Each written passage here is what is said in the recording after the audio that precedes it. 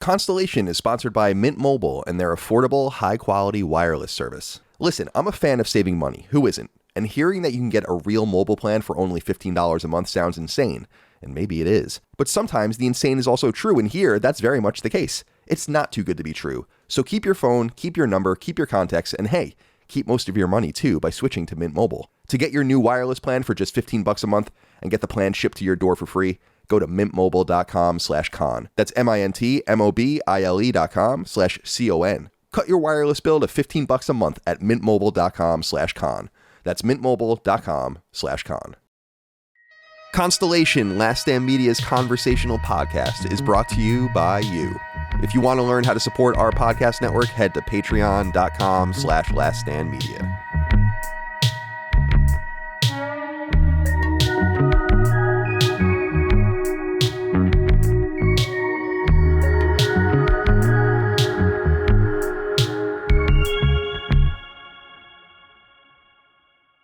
Greetings and salutations. Welcome back to Constellation, Last Stand Media's conversational podcast. My name is Colin Moriarty. I'm joined, as always, by my brother, Dagan Moriarty. Dagan, good to see you again. We lost you for half the episode last week. Hopefully that doesn't happen again this week. How's life, my friend? Everything is good. Yeah, my suburban Philadelphia internet woes. There's no rhyme or reason to it whatsoever. But forget that stuff. Yeah. Look at this lovable cast of characters. Ninja Turtles be damned. We don't need to. I mean, this is the Ninja Turtle. I love this group. I'm giddy about this. Who's Leo? I was going to ask this question. If we had to each take the four, that would be tough, I think. That's tough. There's too much nuance in these personalities. But you're Rafka. Oh, okay. That's fine. that seems to be the Raph in the TMNT live action movie specifically is who I want to be. Yeah. Love that. Love that rendition of him. Leo's always been my favorite, and I know yours too, Dagan. But I don't want to be the leader. That's a tough gig. He always is getting his he's always getting shit from the guys. Absolutely. You have a lot of Leo qualities too. But you always get shit from the guys anyway. So that's true. That's true. Really, it's the beautiful magic. I mean, this is the reality as a kid. Ninja Turtles came out on cartoon when I was like 4 or 5. Blue headband, katanas. Yeah. Right, that was literally it. It wasn't even Leo's personality. So you was like nunchucks. Who the fuck wants to fight with nunchucks? Yeah, yeah. That was the only reason why Leo was my favorite too. Exactly. He seemed to have the only like really dope weapon. But I do dig the bow staff. Size or defensive weapons. Yes. But I don't know. Ninja Turtles. Dave, good to see you. Great to see you. Wearing your Duke hat. I think it's my Dagan hat. Correction. Your Dagan hat. Lord Cognito. Good to see you, my friend. How is everything going in your life? Good, just good, man. Good. Just been busy, but excited. A lot of stuff going on. Finishing games, getting to more games. So it's a good time. It's a good time. It's good to see you guys. Obviously, Constellation is a favorite of mine now. I actually love these organic discussions sometimes and the tangents we go on. So good to see everybody. And got Gene in the building. I'm excited. Woo. Yeah, democracy dies in darkness. Gene Parker, the Washington Post. I love that slogan. I think that slogan's really great. I just think the Washington Post and every newspaper opens themselves up to many attacks when they use a term like that. I always see it used like constantly making fun of things. And it is. It's too good for its own sake, I guess is what I'm saying. Gene, welcome to the show. It's a little cringy, right? In terms of how serious like we're taking ourselves. And yeah, absolutely. It's become a meme now, right? Like you apply it to any other news organization. It's like, oh, well, I guess democracy dies in darkness then. Oh. Yeah.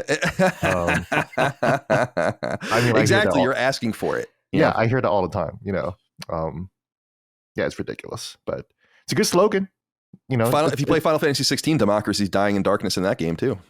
Yeah. That's true. So, yeah, there's one there. Well, I don't want to spoil it. But we're going to do a conversation all about Final Fantasy 16 over on Sacred Symbols Plus in the coming weeks. How far are you in it? I'm like 40 hours in. Nice. But I play games very slowly. I think the PSN tells me I'm like 70% through. And I'm just doing hunts right now. I just did I won't spoil anything, but the crazy ass boss fight. Like the boss fights are all crazy in the game. Every time I have a boss fight in Final Fantasy 16, I'm like, how many people spend 4 hours or 4 years of their life on this boss fight? Like that's how crazy it is. There's the one I was doing before. I was like, this must have been 50 people for 4 years doing this. Wow. it's that crazy. I don't but I'll save it all. I have so much to say about that. My friends, it's good to see all of you. Thank you for gathering with me today. Hope all of you out there listening and watching are doing well too. This is our conversational podcast, a topic for each of us. Dag, I actually want to begin with you this week because we lost you last week and therefore didn't get your topic. I was originally going to ask if you also wanted to go twice. Mm-hmm. But then I was like, fuck Dagan, he's not going twice. So I'm lucky to go once. I thought Colin was going to say, but Dagan was so, so sacrificial. He was like, no, you don't need to do that for me. Yeah, no, exactly. And I think we get it. We get it. You had the bad internet. It's no big deal. But I'm excited about this topic. I was prepared for it actually last week. You went with the same one. So to make sure, just in case something happens, that we lose you. In the ether here, on the Ethernet. Yes. Well done. I want you to go first. So, Dig, I kick it over to you, my friend. All right. Yeah. So let's try this again. I wanted to talk to you guys, different cast of characters this week, but this will be interesting, about our bad habits. And apologies to Jaffe because I know he wanted to do this one, but maybe we could do a part deux when we get Jaffe back on the program. But so bad habits, right? So it kind of applies to all of us. I think it's an interesting topic because you can go so many different ways with it, right? Do you pick your nose? Do you bite your nails? Do you leave the toilet seat up? Do you chew with your mouth open? Whatever it is, there's a whole universe of these potential things. And what's interesting about it to me in thinking about this is two things. One, I don't have any. No, that's not true. I definitely have some. But the other thing is, it kind of operates on a lot of different levels, right? Like you can have a bad habit that you're cognizant of and that you want to change, right? That maybe you make a little effort even towards revising. Or you could have a bad habit that you're not even aware of. Or you could have a bad habit that somebody close to you in your life thinks you should take care of, but you take complete exception to that and are like, that's not even a bad habit. So there's a lot of different dimensions to this topic. I have two that I thought of specifically. I think what made me even think of this topic was a couple of weeks ago, Dustin, Sacred Symbol Zone, Dustin, and I did a panel out here in Philly, the Philly area, at a convention at Too Many Games, which is a retro gaming convention, but it's becoming this sort of overarching pop culture convention. Video games in general, a lot of anime, a lot of cosplay. It's a relatively big thing. It's a big event out here on the East Coast. We did a panel. We did a meet and greet. It was cool. Some people showed up. Some awesome LSM community members showed up that we got to meet and talk to and stuff. And I realized, I've known this about myself for a long time, but I realized I do this thing in social interactions where I'll ask a question. In this case, I'll ask somebody's name as I'm shaking their hand. And my mind's already off to the next thing and I don't hear the answer. So I'm already thinking about the next thing. And it's not even to be rude. It's just that my mind operates in this constant churn. And it's not intelligence. Don't get me wrong. It's just maybe some sort of form of ADD. So by the time I'm done shaking this person's hand, I forgot what they said as far as the name goes. It's a terrible habit. I have to kind of at least stay in the moment long enough to get the answer. And I know I do say real quick, Dig, that's one on my list too. I'm horrible with names. So bad. I don't know why. Yeah, go on. I'm sorry. You have to train yourself give yourself like a 15-second window, let's say, to really, whether it's eye contact or some sort of strategy to just kind of stay in tune with that person long enough to absorb whatever the answer is. In this case, somebody's name. And again, it's not rudeness. It's just my mind is like already off to the next thing. So that's one.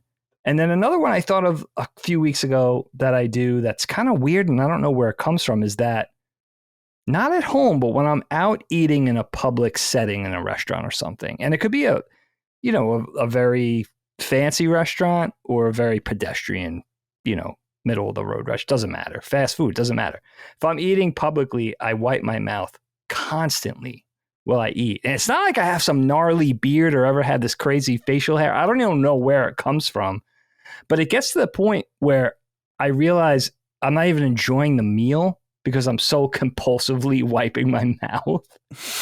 And then if you have a wipe in my face, and then if you have the cloth napkin on your lap, you know, it's like I can only fold it so many ways. Things getting filthy, right? So that's another habit where it's like I don't even know why I do it. I'm not particularly self-conscious about this type of thing when I'm home. So that's the other one that's kind of a weird thing for me. So I just wanted to pass it off to you guys. What do you have? Maybe we could point some out if you're not even aware of it. But Cog, what do you think about this? Bad habits. What comes to mind, my friend? This is a good one. I think for me, it's like a friend called me out on this. Is kind of hilarious. Like I have like a tendency to, when I love something or a product, to like rock it till the wheels fall off. And like they come by, they're like, bro, like look at this. Like it was like, what was like a soap dish? He's like, bro, you can get a whole bunch of new soap dishes. Like, what? Why is this in this state?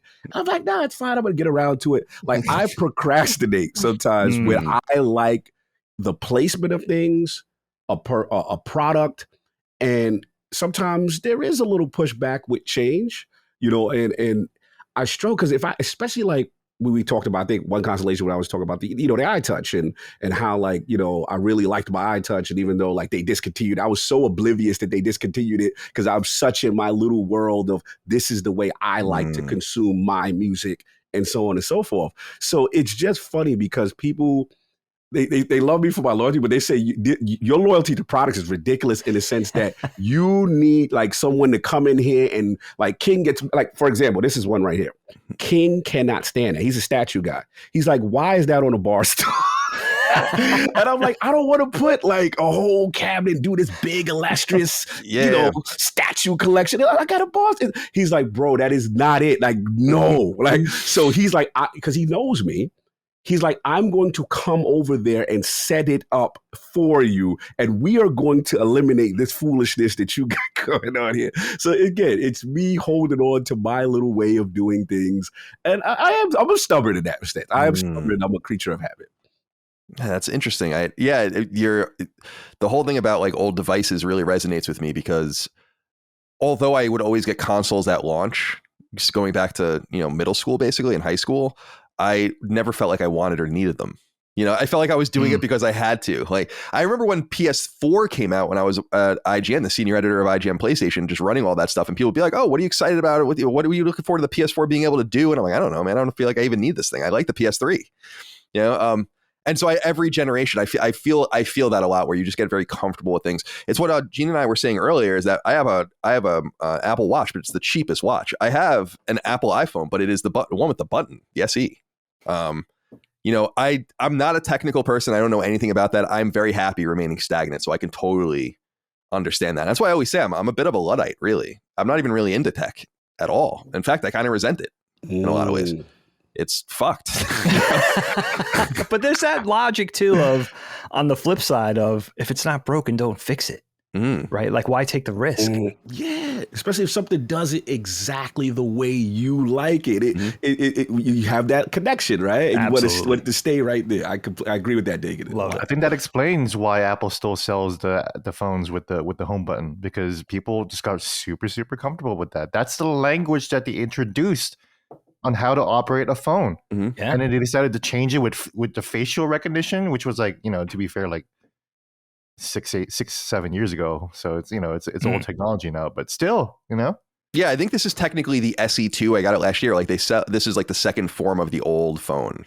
Like in other words, the old phone existed, then they brought the old phone as like this base unit, then they did it again. Sure. And so I think this might be the last time I'm ever going to be able to get it, because I think that they're really eager. It's like with the watch and the new phones, I think like they're eager to seal everything up, make everything waterproof, like get rid of all these components. That's why they got rid of the headphone jack, for instance, and everyone was so mad about that. And they're like, just trust us. Like you don't want this. We don't want this. It'll allow us to seal this thing up better. So, but it's funny when someone hands me their iPhone, which is basically everyone in my life, that I'm the only one that has a phone like this. Everyone else has new iPhones. I don't even know how to fucking use it, which is crazy. And that's the thing, that it's like someone handing me an Android. It's like, oh, can you take a picture? I'm like, you think I have any idea how to use this? Are you serious? Like, you really think I know how to use this phone? And so I think that the one thing I've done to myself in that respect is I've set myself back several years of just learning. Like, just no one cares about the button anymore. Obviously, it's the next thing that they're getting rid of, and it'll continue to go that way. And I've just been so hesitant dude, when we get into like cyberpunk like implants and all these things, I'm going to be like that person on Black Mirror that never gets one, because I'm going to be like, no, I'm good. I don't need that. Gene, I want to hear from you about some of your what you would deem your bad habits. Well, I like Dagan's thought of pointing it out. So if you guys know of any, feel free to point it out. This is an interesting question because, like I've been pretty isolated for the past 3-4 years, obviously because of the pandemic and obviously because I was sick. So it's like I feel like I forgot what I'm like in public.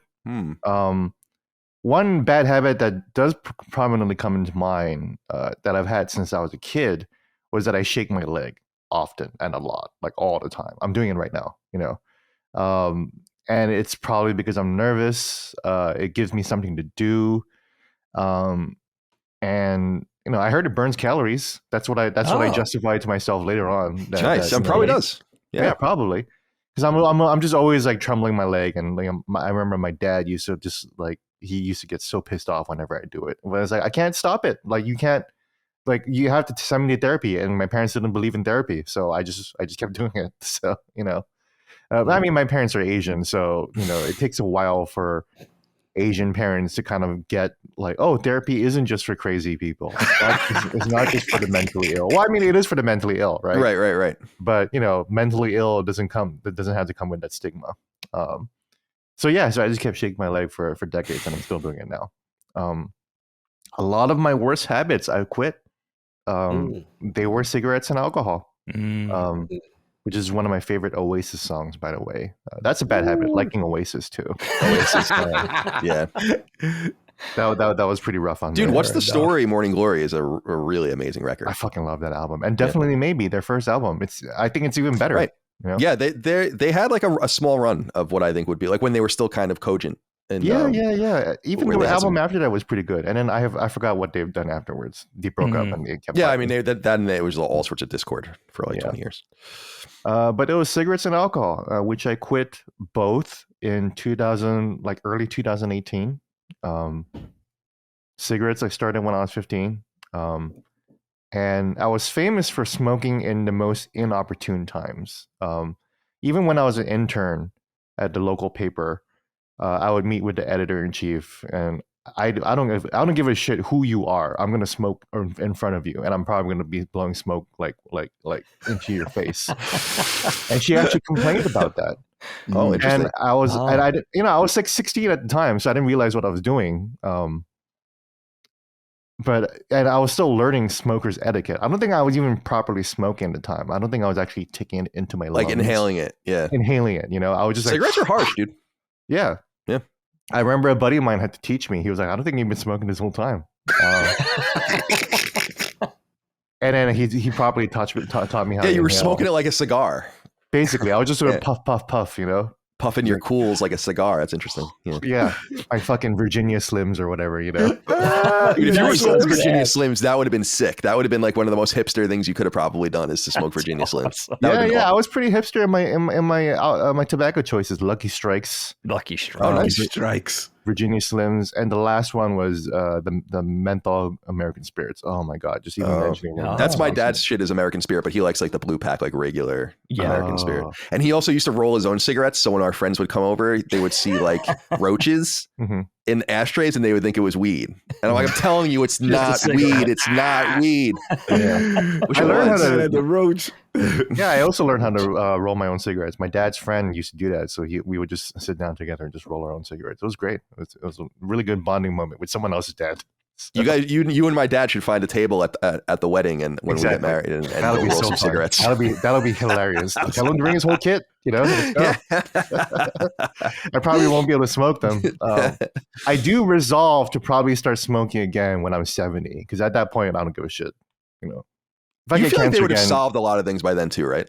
Yeah, that's fine. Like by 70, I'm like, you know what? I'm just like I miss smoking so much. By then, still, I'm just gonna start it again, and I don't give a shit. Well, that's what I lament so much, Gene, is that I feel like we are just a little short of like the cure-all era of like, you're not going to die from random things anymore. You'll die from accidents or by choice, maybe old age, but it'll take you much later. We're just going to miss it, I think, Man, so that fucking sucks, dude. Why can't you put that thought into my head? I know. Well, that's why I Because loved you- all the smoking in Cyberpunk, because in the game Cyberpunk 2077, because I'm like, they don't give a fuck. Yeah. Like, there's just no reason for them to care, you know, and It's true. all the rampant drinking too. So probably get all debauched as a society if that happens. But exactly. Then I can just go back to my old self, you know, because well, I mean, here's the other thing, and this topic, this actually feeds into my own topic too. But I quit drinking because I got bored of it. I'll tell you why later. It just got boring. But also it was a problem. It was a really, really bad habit. It was such a bad habit that it got me arrested twice. And I think I've talked about it before, but I've been arrested twice for drunk driving. And after the second time, I was like, I think I need to scale this habit back a little bit. If I keep operating heavy machinery, no matter what, no matter how drunk I get. And that's another bad habit. Like just drinking itself is fine, but I used to get so blackout drunk every single time. It was always because I am the kind of person who says alcohol is a waste. Drinking any kind of alcohol is an absolute waste if I'm not wasted. He's like, if I'm doing it, I'm going all the way with it. I'm going all the way in.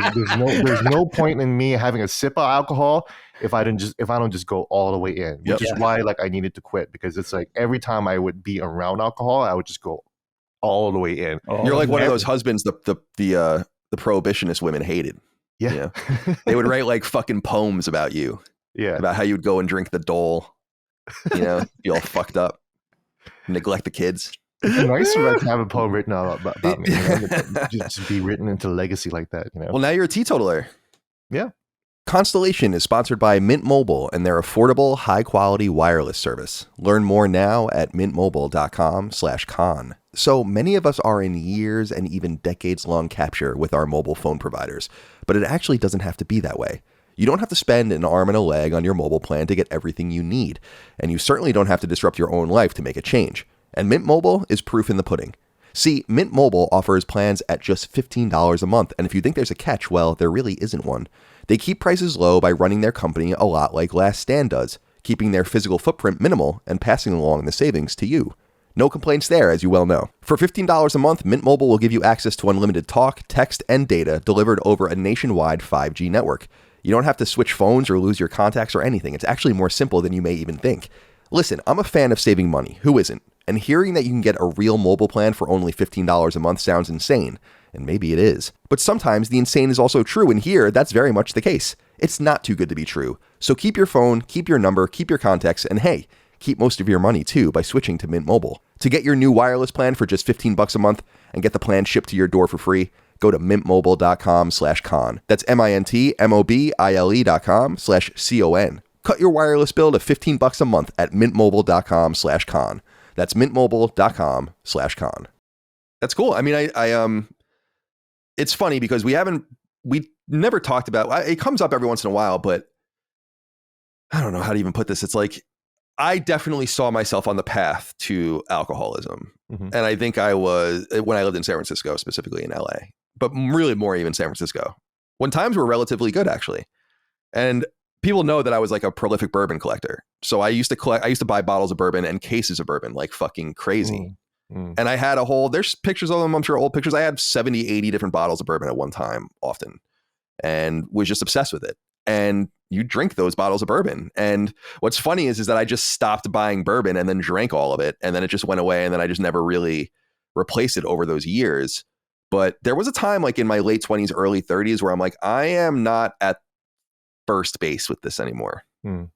I'm like somewhere, I'm stealing second at the very best right now, and I remember, I don't know if our dad said the same thing in Dagan, but he, for some reason, very much instilled in me to watch my drinking. I don't know if dad ever did that to you, Dig, but he used to tell me, he knew I was drinking in high school. He obviously knew I was drinking in college. He didn't really try to stop me, or like, I wasn't doing it around him. I think it was like a respect thing, as long as he never saw me drink a fucking sip of alcohol or smoke anything before I was in my 20s. But he used to say to me, like, you really need to watch out. And he used to say, like, we have addictive personalities. And it's in our blood and all that kind of stuff. And I do wonder if he saw because he would always say that about me, that like, it's actually similar to what was said earlier about going all in on something. I would just become fixated with and all about writing my game facts things or playing video games or just kind of removing myself from everything except for these very vertical things. And I think he saw that in me and was like, one of those things could be alcohol. Yeah. It's dangerous at drinking because the social acceptability of it, right? Mm-hmm. It's for social life, for interacting with people, even work related stuff. It's just like part of our culture. So it's really easy to fall into it. Plus, a lot of us find it enjoyable. It feels pretty good to get drunk. Oh, I love drinking. And that's why I really eased up, is because I've often said to myself, like, it sucks to so-called have abused something so badly that the only way you can kind of rectify it is to never do it again. And I've always really wondered what the philosophy is behind that, because I don't really get why a person who is an alcoholic can't drink sometimes if they can just control it. Like, what is the big deal about that? It's some sort of mental thing, obviously. But I just told myself, like, you better do something about this before, like, you go to third and then you're like, leading off of third. And then before you know it, you're running home and you're an alcoholic. It's like you just. So I totally get it. And I think that brings me into one of my bad habits, which is smoking weed. I mean, I've smoked weed every day of my life since I was 18, 19 years old. I mean, I'm 38. Same here since I was 25, I guess. But and it was rare when it's funny, like, there were times where I either couldn't get weed because it was illegal, or like where there were a few times I stopped smoking. A couple times I stopped smoking for like a month or two because I was getting so paranoid. The last time that happened was in 2015, actually, when I was at Kind of Funny, where I was like, I can't smoke. Like I'm like smoking a joint and then curling up in a ball in my bed. Like, that's like literally what I was doing. Because it was like you're just so used to this routine. So you just go do the routine, but this is the outcome now, instead of you sitting there and playing games and all of the rest. But I've really tried to take control. Well, let me back up.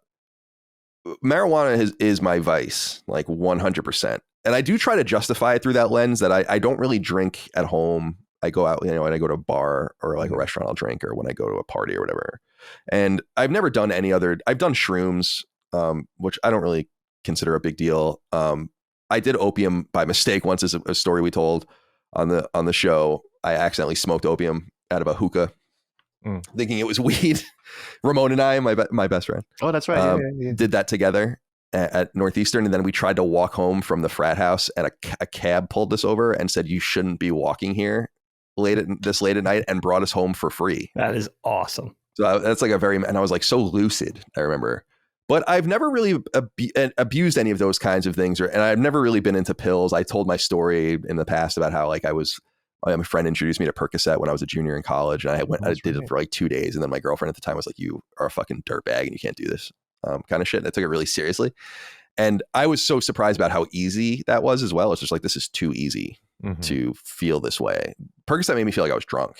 Yeah, just for one Percocet. It's a big thing. And so I've tried to square that in my life to say, like, well, you can have your vice, and at least it's marijuana, and you kind of justify it. But there's no doubt that it's affected my mind. It's affected my mood, my ability to remember things. Like, there's no doubt that stuff's true. The burnout, the idea of the burnout is real. It's just, I think, a matter of how you manage it. And the one thing that I've tried to do is really reduce the volume that I smoke, because it is true. I have medical marijuana here in Virginia, and it is true that it helps me sleep and it helps me calm down. And it's especially important. I actually just had, this kind of brings it up, because a week or like, it was like right before 4th of July, I realized my prescription was up. And when I went to order it, they were like, "We can't deliver anything to you." And it was like it was like right into the weekend, and then in July 4th. And I felt myself getting nervous because I felt like I was going to run out. And I was nervous because I am trying to cut back on my pharmaceuticals, like my prescribed pharmaceuticals, in a drastic way, to just try to remove those from my life if I can. And I kind of need the marijuana right now more than usual. But that moment in me, I was like, wow, that's like drug addict shit. Like, you're worried. Like, you're worried. It was a reminder of like the way it was when it was illegal.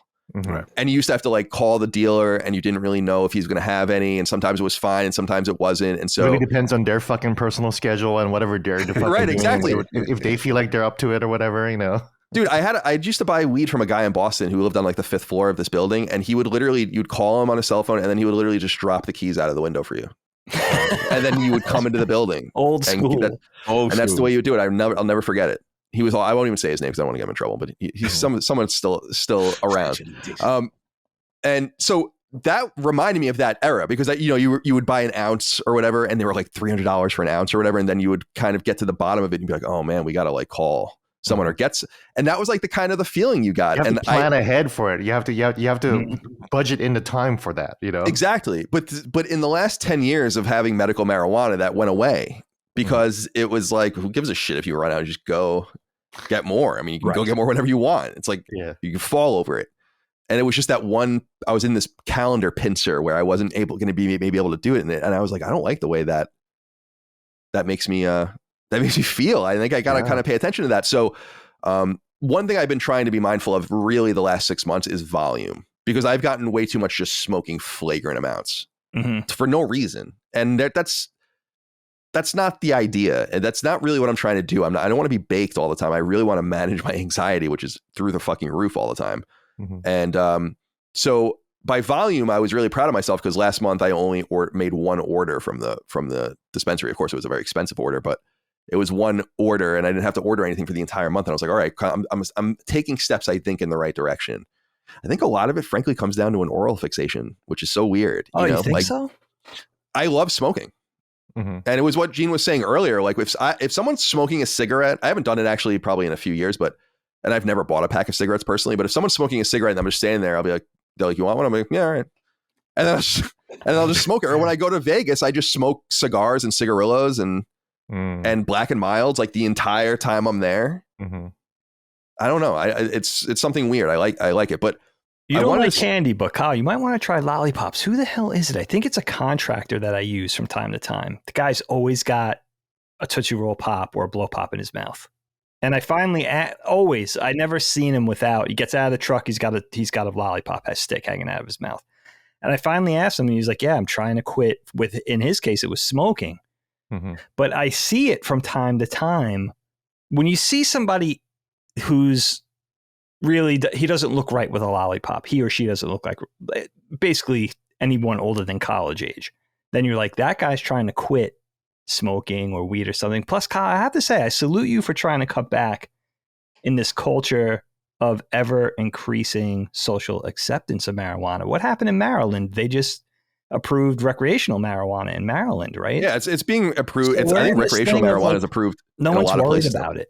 Yeah, no one gives a shit. And it is interesting. And that's like a whole nother topic. It would be funny to line up like people did you smoke as a kid, Cog? Nah, I never smoked. I was the drinker. Oh, okay. Yeah, I was the drinker. It would be cool to find out because I think Gene would be probably good for it, and maybe me, and then like I don't know who else would be like the stoner or one-time stoner. Ramon, but it is interesting that it was in Boston when I was in college. That's when I really started smoking. It was my girlfriend at the time was a huge stoner. I was a stoner. All of our friends were stoners. It was like a fucking comic book. And we just smoked so much weed. It was insane. And we would go to the liquor store with like fucking rolling bags, like your travel bags, and just fill them with beer and then bring them back. And we never got in trouble. And it was kind of strange because you could have gotten in a lot of trouble in Massachusetts in 2002, 2003, 2004 for any weed at all. And now it's legal completely there. And I was telling Mike, I was like, that's so weird because we were constantly being told like, you better not get caught. That's why marijuana was so expensive in Massachusetts, was because of the mandatory minimum sentences for marijuana that went away after I graduated. And so I guess what I'm saying is that it is interesting because we were willing to put so much more on the line, although we were so stupid, we didn't know, and we wouldn't have gotten in trouble. The dealers would have probably gotten in trouble. But now, that it became more socially acceptable and it's more accessible than ever, and it's cheaper than ever, and it's more high quality than ever. Yeah. I mean, that's the crazy thing is like, you can't even find the level of weed that we were smoking if you go to a dispensary. Like, that's how bad some of it was. Like, you wouldn't even, when you go through all the different strands and everything they have, it's like, where's the fucking Queen's Warehouse strand? Yeah, we were smoking dirt back in the day. It was incredible. Where's Colin, like I want to ask you real quick. I assume that you smoke or you get high when you play video games. Oh, Do you find that experience enhancing for you? Yes. Because it does for me. Yeah, it enhances it a lot. It focuses me in on and lets it be like an experiential thing. Yeah, I'm very easily distracted, and so like frankly, if I get a little zooted, it really just brings me right into the, like with Final Fantasy 16, for instance, I get the headphones on. Oh my God. Because I don't want to spoil it for Micah. And although she's probably looking at it's a 70-inch TV, it's just fucking blaring things at her, but she can't hear it at the very least. And I'm just mega focused. And yeah, I got my bong with me or something like that when I'm doing it. So, and when there's like a nice, I look forward to like the cutscenes, like the beautiful pre-rendered cutscenes. And I'm like, oh, all right, I'll take a little fucking hit. Yeah. But yeah, it becomes like this incredible audio-visual experience, you know. For me, it makes me better at video games. When I'm drunk, I'm fucking terrible. Like I lose all like motor vehicle. Like I got arrested twice for drunk driving. So like I'm not great. Like you're not gonna find me doing great warthog runs when I'm drunk on Halo, you know. Gran Turismo with a fucking steering wheel. Exactly. You know. But when I'm stoned, I'm great. I'm hitting headshots. You know, I'm flying through Elden Ring. I'm super focused, and I can focus on the details, the colors, the animations, the music, the audio, the sounds, the sound cues that are happening. Like I'm clued into all that stuff. I'm like you know, the Flat or the Daredevil. I can just hear everything. You know, Paint senses. Yeah, I have all these senses. You know, so yeah, I've never really talked to anyone about why weed and video games go so perfectly together. Can I bring up one thing that you said before, Dagan, though, that resonates with me? I just had this conversation with Micah, so I need to ask you guys about this. You're talking about picking your nose. Now, I think picking your nose in public is obviously a no-go. Right. But are people really telling me they don't pick their noses in private? Like, you don't pick your nose in private? Yeah. Oh, really? Of course. You have to. Like, see, that's why, like, it's one of those things that's almost unspoken, though. You know, because everyone's like, oh, you pick your nose. It's like, I'm in the bathroom and there's a fucking huge thing in my nose. What do you want me to do? Like a Q-tip or like a cotton swab or just start in a fucking paper towel or something? I just had to throw that out there. I was like, yes, I pick my nose in private. Yeah, everybody's got to cop to that. I think Kevin Smith is the one who said this. Like, everybody should kind of get hip to the fact that everybody does it. It's just eating it. Oh, you can't eat it. You can't eat it. No, you can't eat it. Level. That goes without saying. No, for sure. Everybody's. I mean, Dave, Gene, you guys. I'm from the Biz Markie picking boogers era, so that was a song. Like, you know what I'm saying? Like, that's what we did. Like, it's just it's part of the culture. Obviously, I'm not going outside in front of people's face doing it. You know what I'm saying? But yeah, in private, absolutely. Yeah, I just always found that funny because it's still kind of like a faux pas. Yeah. You know, but yeah, you don't want to be doing that in person. With being on camera with podcasting, I try to remember to check, you know, I'm always checking my face. This may play into the whole wiping my face all the time thing, but I try to check my boogies before I get on camera. I don't always remember, but that's a thing because I don't want somebody saying, dude, there was a booger hanging out of your nose for 2.5 hours. What the heck? It's tough because we have vanity, like an inherent vanity monitors through Zencastr. Right. When we were at Kind of Funny, when I was at Kind of Funny, I think I've told you the story before, which is hysterical, that Nick was so smitten with himself in the vanity monitors that we had to get rid of them because he just kept staring at himself in them. And I always loved that story. He's so funny. That's so Nick. I haven't talked to him in a while. Yeah. So, and the other thing that you brought up, Dave, that I thought was interesting too, is the toilet seat. Can I just make an argument here? Let's go. Doesn't it make more sense to leave the toilet seat up? I mean, I don't understand. Just keep it out of harm's way. Right. And then when you need it, bring it down and then put it back up. Let me ask you this. Have you ever gone to sit down as a man to do number 2 and forget to put the toilet seat down? Yes, Has it ever happened to you? I have done that. Yeah. Okay. I've only done it once or twice in my entire There's life. a Curb Your Enthusiasm where that happens too. Yeah, you just feel the coolness of the water. Yeah, it's immediately fucked up. Like, you know, something's immediately fucked up. Like as soon as you can conceive it, you know, your ass is already in the water. Too far. Like, you should have ended by now. Why am I still moving? You know, because that's the worst spot to have wet coolness. Oh man, facts. Just dip into, and it just like, whoa. There's something about toilet. The water in the toilet bowl is dirty because the toilet bowl is dirty. But it's always been funny to me. Actually, I was at Uncle Mike's for 4th of July. He has this beautiful backyard set up. And I was in the bathroom and the chain came off the thing. So I put my hands into the thing to like fix the chain. Yeah. And I washed my hands, obviously. But then I'm like wondering, this water is technically clean.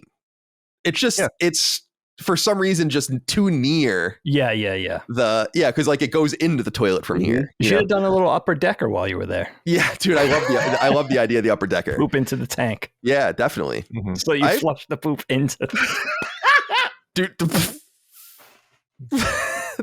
dude, people are the things that people would purport to do and have done and I've seen do at parties, even just in people's bathrooms, have terrible. been terrible. Mhm. I admit that I've peed in multiple people's bathtubs, but just because at parties when I was in college, but because like someone else was using the toilet and I really had to go, or the sink. All right. Well, yeah, that's You know, but Ramon got blackout drunk at a party and peed all over someone's kitchen floor.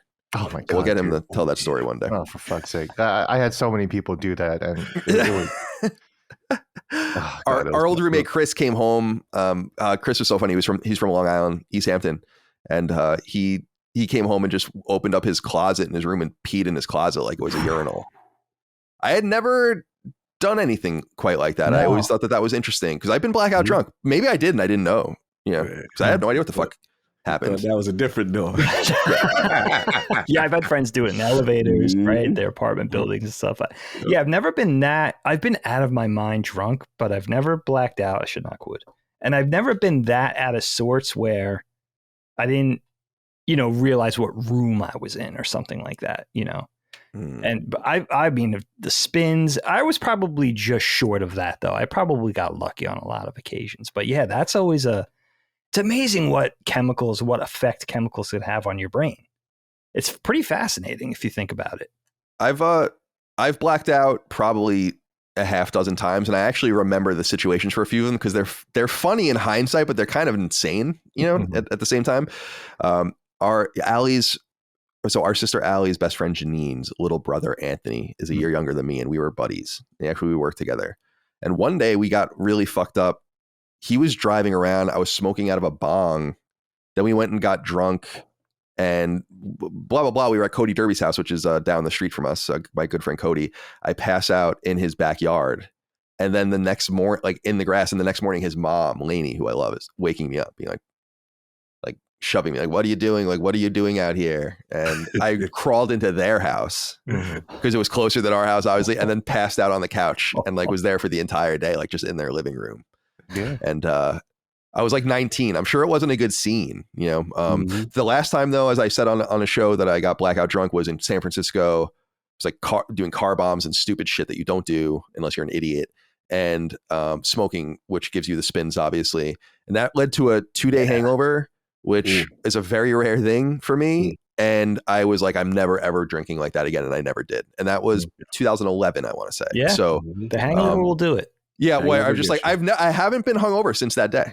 Oh, that's Like, so funny. Which is just, that was horrifying, but I've never, not even been like, ugh. I'm just too prepared for that these days. I'm not putting myself in that situation. Plus, I just think I drink so many old fashions when I get really drunk that I think it just hits a little different. It's not so volumetric. There's a little bit of sugar in there. Like it's different. You're eating, as long as you're cognizant of all of that. My old buddy at IGN, Damon Hatfield, taught me the very simple trick of just taking Tylenol preemptively, just like, or Advil or whatever. Just take it, drink like a whole bottle of water, take like 3 or 4 Advil and just go to bed. Oh, wow. Oh yeah. And that works. I mean, it did for me, Oh yeah. So, Because it Tylenol, I dehydrates you. would caution against because that fucks up your liver. yeah, well, whatever. The Advil. Don't take any medical advice from me. Dr. Colin. I actually covered a case where this woman was beaten and she died. And the guy who beat her was on trial for murder. And it later came out that she actually didn't die because of the beating. She died because she took Tylenol and she was drunk. Oh, And wow. her liver failed. Mm. So the dude actually got off from beating his girlfriend. Oh yo. That's right. Holy. Because, Mhm. yeah, that's crazy. So, yeah, be careful, kids. Don't Don't take medical advice from me. Yeah. Please don't. You take medical weed from Colin. Yeah, I can tell you all about strands of weed and Mhm. your sativas and your indicas and your hybrids. Mhm. But that's stupid knowledge. That's not. I don't know. I don't know any. I'm going to reiterate this for one more time for the show. I don't think I know anything that matters. Like, like I seriously don't think I know a goddamn thing that matters. I have this fantasy in my mind of like a story or something of like someone getting transported into the past say like you get transported back and into like the 1750s in the United States, like the kind of late colonial era, and you have all of the knowledge in your head of everything that has happened and that you know about the material world in 2023, and you can relay to them anything that would give them jump starts on all of these different things, explaining where things go. What could you tell them? I've been thinking about that. Like what kind of it, because I think people understate the very things that everyone knows about certain realities, that if you sat and explained, it would bring them on all these interesting paths and get them to those solutions more quickly. I just wanted to throw that out there. Yeah, because it's not like I can teach the people back then, like, oh, here's how you build a fucking car, you know? Right. Like you would need to go so many steps below. Like I always think about Benjamin Franklin for some reason. That's why I picked 1750, is because he was kind of like a gentleman scientist and understood certain things and electricity and figuring out that was lightning and all of that. And if you could just tell him like, that is electricity, that very electricity made in these different ways powers machines, that like just knowing that could bring you 100 years into the future or something like that. You know, That's true. That's true. Back to the Future. Yeah. That's true. And then it creates paradoxes and all that. So that's why traveling back in time is probably not possible. All right. Dig, are you satisfied? Yeah, that was fun. I love hearing about the weed stuff because, like Cog, I somehow dodged that. I've done it maybe, I can count on two hands, probably, right? But I don't know how, because my life from a teenager forward, there might as well have been giant cosplay joints and bongs dancing. Yeah, you must have gotten contact high with me on 8 million occasions, you know, just being next to me or near me, you know, just by osmosis. I don't know how. Yeah, like especially in LA when I was like just smoking. My apartment was just a fucking cloud of smoke. I was so miserable. I'm with Gene though. I miss smoking. Smoking was such an enjoyable habit, just recreationally after a meal. I always enjoyed it as just like part of my process of getting through the day. An aperitif, right? Yeah, absolutely. Yeah. Such a huge a smoke and a coffee, a smoke and a cocktail. I mean, a blitz and a bong. A blitz and a bong. Shout out to Austin Powers 3. Shout out, absolutely. Classic. A lot of and Cog brought up too procrastination, but I thought about that too. But since I've kind of curated my entire life around procrastinating, we'll save that for another topic, and I'll make sure Cog's on for that one. That would be a fun one to think about, to talk about. Like the idea that it seems like everyone kind of falls into it. Like I don't know many like 100% pure go-getter people, and I don't think that, because I don't really feel like everyone's like there's really very many people like that. Maybe like very high-end CEO executive types, like C-suite people, like are like very engineered like that. But I don't know, we'll get to that. I do know a lot of people in DC who are really really fucking put together. They're so that makes sense. Organized. It's disgusting. It's disgusting. I don't know how these people do it. That's off-putting. I don't want to live like that. I would rather just not live than live like a life where you can't have some leisure. Why am I saying it like that? And some, I was ready to roll with it. Yeah, and some like, you know, it's got to break down. Like I can't have some sort of very rigid schedule and expectations and all of these things that people hit in a very very adult. It just doesn't seem like a life worth living, frankly. Yeah, I like to improvise, you know. I like when things just happen, or I just feel like not doing the thing that I'm supposed to do. That's it, you know. I love saying it that way. Improvisation. That's a good way. Yeah. Yeah. Nice. Yeah, it's very well said. But yeah, as far as bad habits, I care too much. All right. Let's move on to the next topic. Cog, I want to hear from you, my friend. Yo, yes, I was thinking one. This is actually obviously born from the past Constellation. Shout out to Jaffe, he's the homie, and obviously my name came up in reference to, you know, kind of relationships and taking pictures with people and executives. And my topic is going to be more about moral compass. I'm going to kind of focus on from, you know, in the games industry, so to speak, right? So first of all, I like the discussion that it started because I think it is valid. It's a good talking point worth talking about what Jaffe mentions. Like, hey, I don't know how I feel about, you know, Cog taking pictures with a Sarah Bond or what have you, things of that nature. Sure. Right. So for me, you know, the way I look at it is twofold. One, you know, this was a path that wasn't my path. Being influencer or whatever in gaming really wasn't my path because like moms was always kind of like, why are you playing those video games all the time? It's not going to get you anything. What are you doing? Like, and my focus was IT. So it was always this cool hobby that I'm like, man, I love it so much, but I'm not really going to be able to make a career out of it. Go to school, do your IT thing. That's your path. So as ILP, most of you guys know the story, and then we finally created it and stuff like that. And shout out to Attic for getting me the podcast, and I love podcasting. But one thing I did realize is I'm the guy that I will take the trip to E3 for the first time. Like that was a dream. I wanted to get out there. I wanted to interview people. I wanted to do all that stuff. And I wanted to me, go to the source, get one thing as a gamer, as you realize, you think you have the information, but the reality is you don't really know about the games industry. And it's good to get this information. So why I'm bringing this up is that, for me, I've always felt value in, celebrating the content creators, the developers. And I think, me and you've had this discussion in reference to kind of like the rise of the influencer versus traditional journalism and how like the lines are kind of blurred. And I think that is valid. But I think that for me, I think that's why the whole Lord thing, here's Lord Colin, Lord Dagan. Like, I want to celebrate those people because, again, these are people from the lowest end, whether you're a QA tester, voice actor, stunt person, we've interviewed them all, or on the highest end, you're an executive, whatever. We want to celebrate that. And I think for me, it's more of a celebration of the moment because of where I came from. I didn't expect to be doing any of this stuff. Now, where I think it's valid from a morality standpoint is to say, okay, because you're getting access now, right?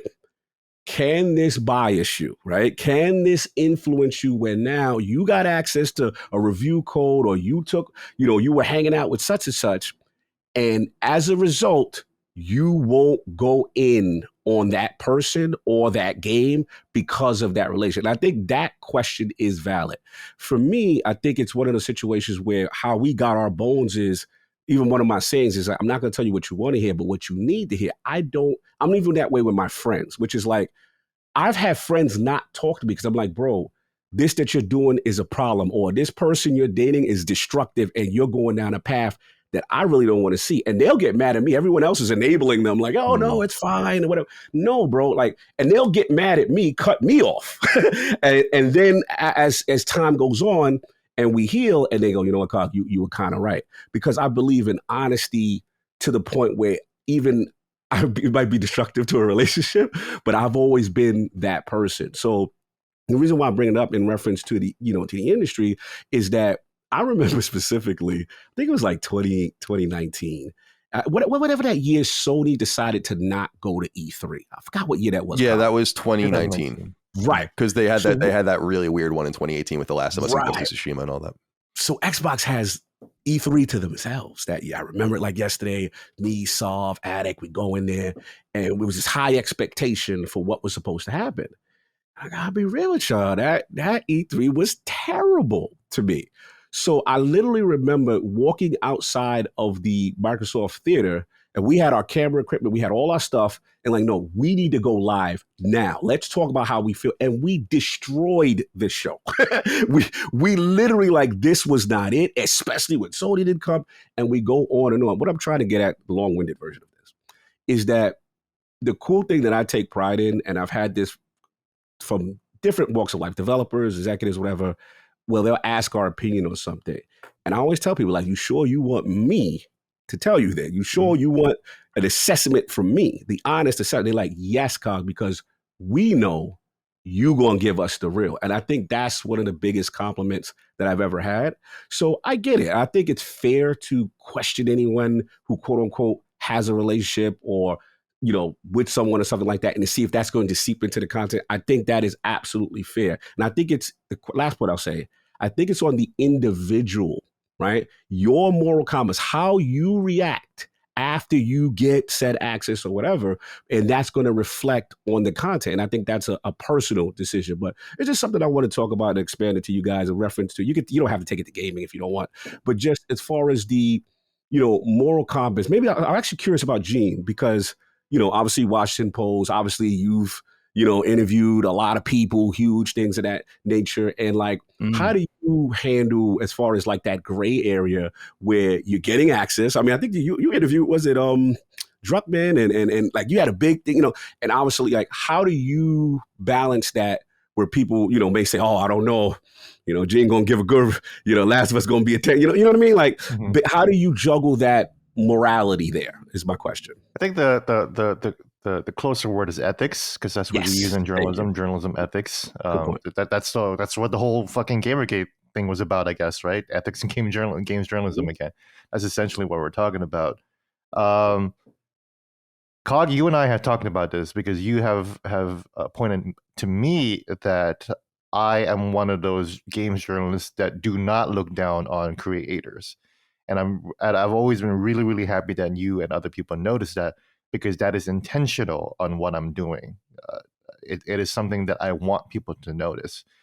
It is also something where I am kind of pushing the boundaries.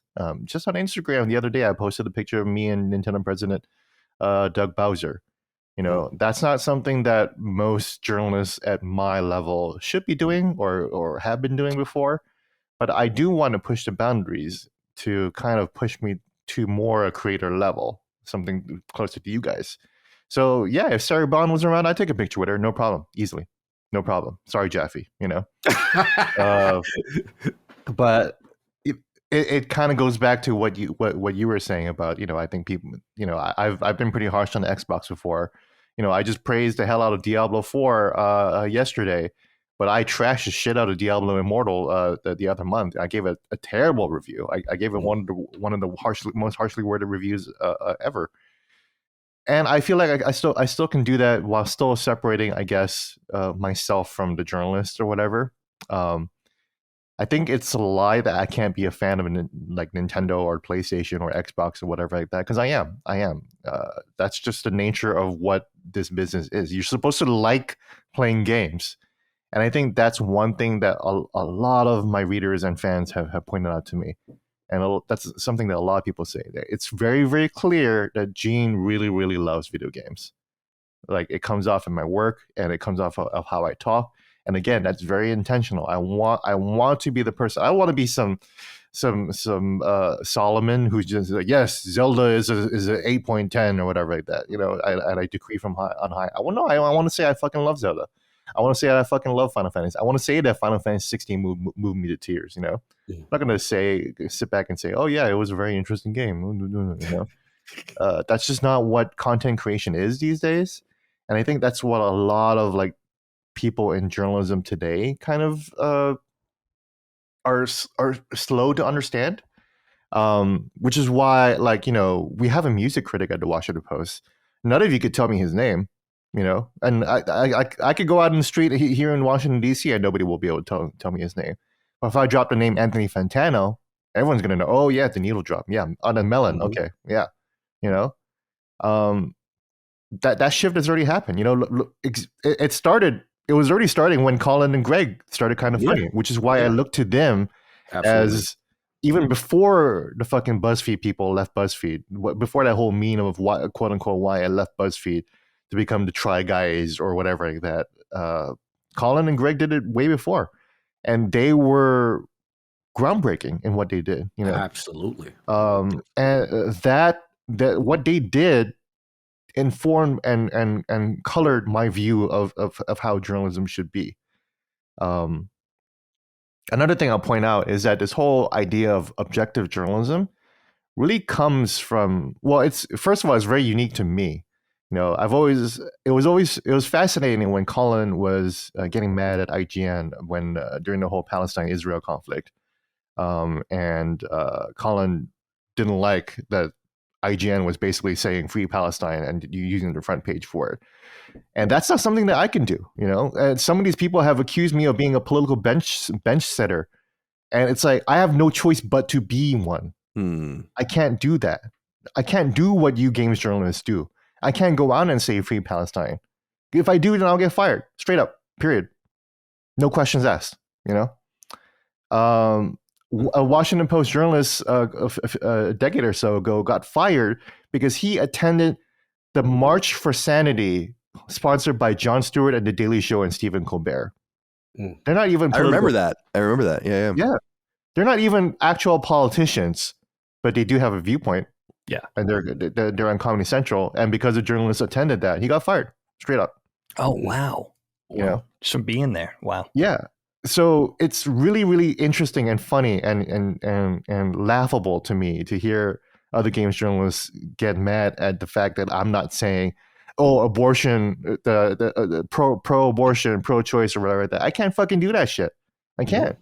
Also, I have no choice but to be that. Also, why would they expect that their audience wants to hear that sort of thing? I mean, that's what I've heard. That's what I've understood more and more as I've gained wisdom over time is I've tried to not wedge, because I think your politics paints how you talk and who you are and the things that you pay attention to. And I think that that's important. Of course. And I think that my focus on things like economics and industry and whatever on Sacred Symbols kind of sets it apart from a lot of other shows that just ignore that stuff, because I think it's important. I think it's important how games are made, who's paying for them, to what end, things like sports washing and game washing with Saudi Arabia, for instance, Chinese, human rights abuses, and so on and so forth.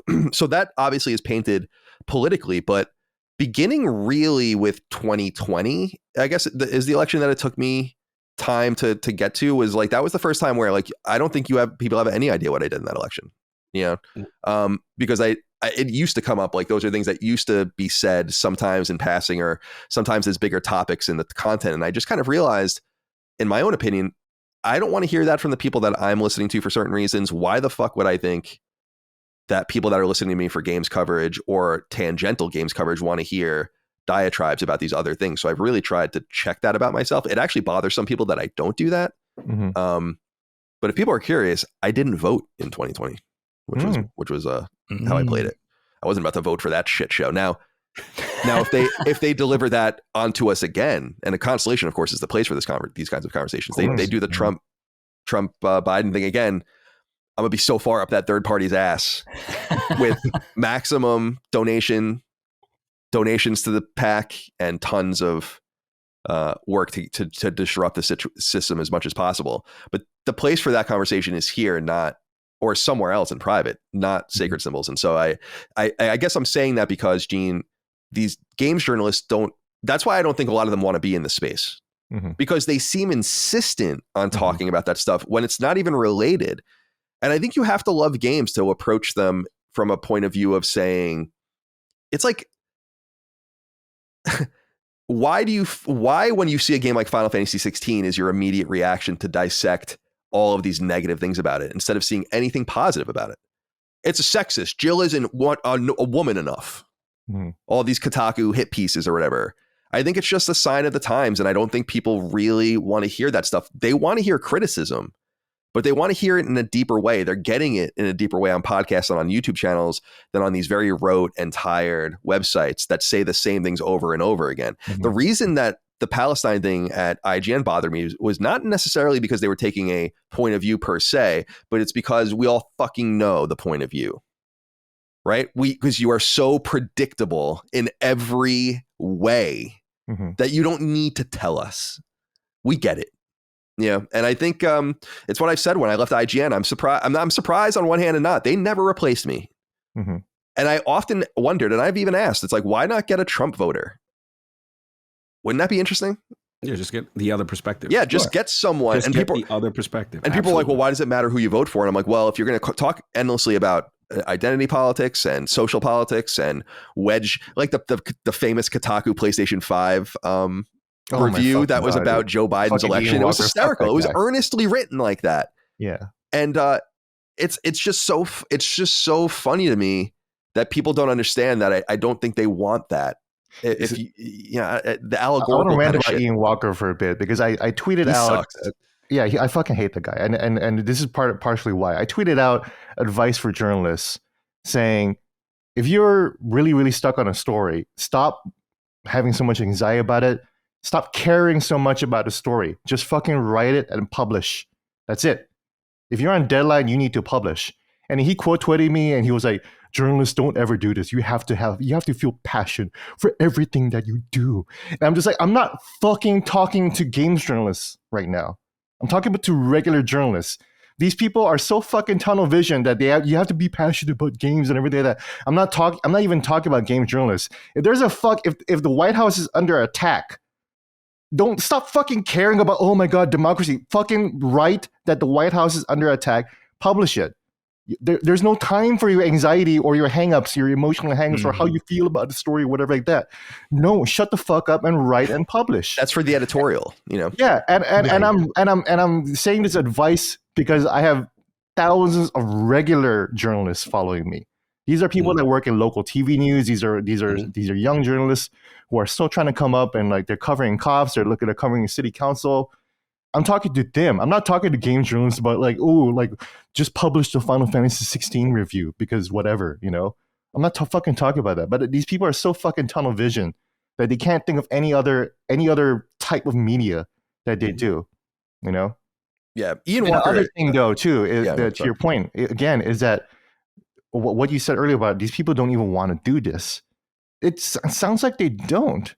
And my advice to them is just quit and become an activist. You should just become an activist. I'm not even like this is earnest, like good advice. Like if this is something you want to do, you would be more helpful in the activist space. Yeah. We had a social media editor at the Washington Post who really wanted to become that. And then so what did he do? He didn't waste any time. He quit after a year. And he joined the human rights campaign, Great. He's happy. He's much happier now. And he's where he wants to be. He's thriving. He's so much happier. This is good for him. And it'd be good for you if you decide to actually do some activism. Organize. Do that. Yeah, it's the Ian Walker dude is an interesting example to me because I said this about a few Kotaku writers in the past, and it just is what it is. Some of these guys, imagine being given a platform like Kotaku. That's not like a very respectable platform, but it was at one time a thriving and very popular platform, with some pretty talented people working at it. And you're given that. And over a series of years, you fail so catastrophically that and I know that this seems weird, but you look at things like this, it's like Ian Walker attracted all of 2,000 people to follow him on Twitter when he was writing at Kotaku for all those years. He was so uninteresting at a platform that millions of people read, that he was given access to, that he washed out. And we don't want to hear about what you think about journalism because you're not good at it. That's the reality of the situation. And a lot of these guys are hangers on, like no doubt. Like it's that his PlayStation 5 review was embarrassing. That was like an embarrassing piece. Like I felt secondhand embarrassment, not because of whether you like the PS5 or not, which I couldn't care less about, but because of what was in the content of the review. It's like, what is this trash? And I don't abide by that. And I would have never gotten away with writing something like that at IGN. And I was known as a very political writer, but that's what I was saying. That those were for the editorials. Right. I would editorialize about all sorts of things. I think, Cog, this is an interesting topic because it's what I said last week. And I don't think I put a fine enough point on it, which was I was put into a situation with Last Stand where I was losing access because of my political beliefs and my stances to maybe half of the companies that I used to deal with. And instead of trying to salvage what I could or get those connections back, I just cut everyone off and made it part of Sacred Symbol's identity that we don't do it the way it used to be done. But that was forced on us. The reality is that if I started Sacred Symbols in 2018 and we got major buy-in from everyone, which we didn't, Sony bought in the beginning, but really started to teeter off. And others were just Ubisoft I was cut out from a bunch of them for all these various reasons. If that didn't happen and it went differently, like it would have if I was still at Kind of Funny, for instance, and still had all of unfettered access to whatever I wanted, then I don't think that Sacred Symbols would have that identity, because I don't think that I would have had the balls to do it. And I want to thank you for saying that. That really resonated with me because, I know we all know your story. We love you for it. And it's just that the fact that you said that, really illustrates as far as like, there's not one way to do things, but you took the situation, you adapted, and then you became this amazing thing, right? And I love, that's what we all love about you. But I think sometimes people get caught up that there is this one way to do things, and that is the sole way to success or the correct way of doing things. And I just want to commend you for that, because I never heard you say that. So I'm glad you actually said, because that was kind of some of my points as well. Yeah, no, I appreciate that resonates, because it's true. Like, I had amongst the best access anyone has ever had to PlayStation ever. Like, and that's not an overstatement. I have a fucking 20th anniversary PlayStation 4 that they just sent me for no reason when those things came out. You know, man. I'm jealous. They used to send me whatever I wanted, right? They used to give us whatever we wanted.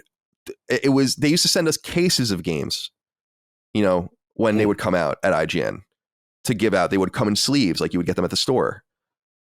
It's, you know, we got our consoles early. We got I had Vita in November of 2011.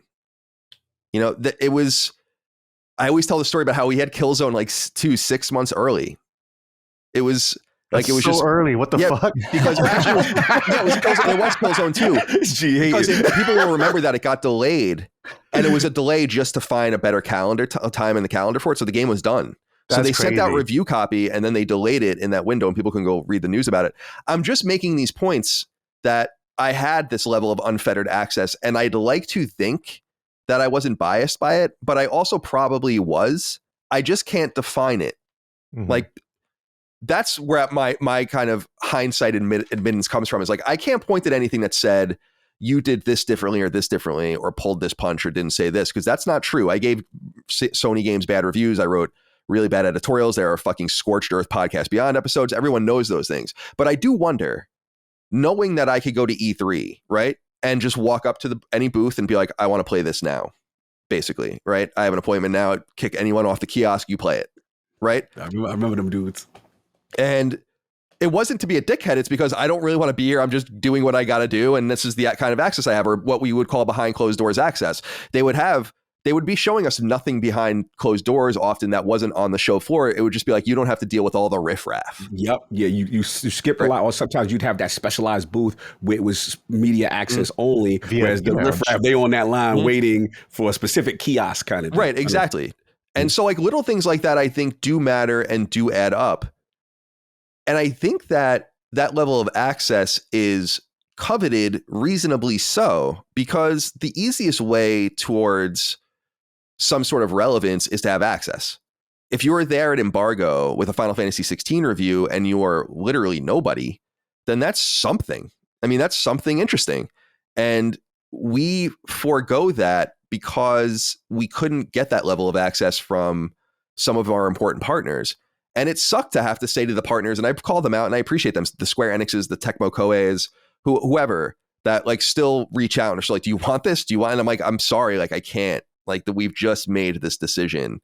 I don't want access. I don't want early copies. We do no endemic advertising. And I've told people that choice has potentially cost us hundreds of thousands of dollars. Mm-hmm. You know, not promoting things like the Last of Us podcast and all these other things that we had originally had offered to us. Over time, that adds up. Now our ads buyers don't even offer us that stuff anymore because they know, which is good. But I often think that I hope people realize and see that I have put my money where my mouth is. Like I have with the way that the board played out, with the fog of war as it was. I made the choice I made, but it was foisted upon me. So it's important to note that. And I've told people, I had dinner with Shuhei Yoshida in Tokyo at the restaurant that Kill Bill 2 was that Kill Bill 2 thing was filmed at, right? Oh, sick. I've been in Berlin with Media Molecule at this huge dinner where it was me and all of them. I've been in Santa Monica with 12 people from Naughty Dog at dinner and me. Right? And so I wasn't above it. And I got access from it, and I got a lot of information from it. And that kind of glad handing, I think, in some way got me access to do the history of Naughty Dog, the history of Insomniac, the history of Sucker Punch, the history of Bend, all of these pieces that I'm very well known for that still are the most authoritative pieces about all of those teams. But it didn't just come out of them not knowing me or you not having to play the game. So I think I guess that's what I'm saying, Cog. In fairness to you, it was different. And I did thrive in that world. It's not like I was always in this world, and I don't think I would be here now if not for that. That's an important point. Yeah, Colin's situation is question. I just had a quick follow-up question to Colin.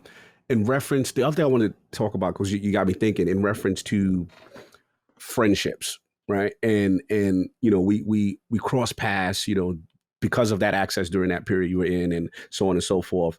And this idea that I do agree that as a whole, the majority, a lot of these people are not your friends. I do agree with that for the most part, right? However, to push back a little, I have made some significant, legitimate friendships that kind of organically came out of nowhere, where it's completely outside of that. And it's like, wow, this person is actually really cool, and it's not interfering with anything that I'm doing. And I'm just curious, as far as during your path, this idea that it is impossible to be friends with anyone in the industry. And that's the part I want to push back. I'm just curious if you've experienced that, where, hey, over the course of the years during your IGN days, were you able to make any friends legitimately, or was it a situation where like, nope, you know? Oh no, I did. I'm going to show you something. I'm going to get something off my shelf. Give me a sec. Please do, please.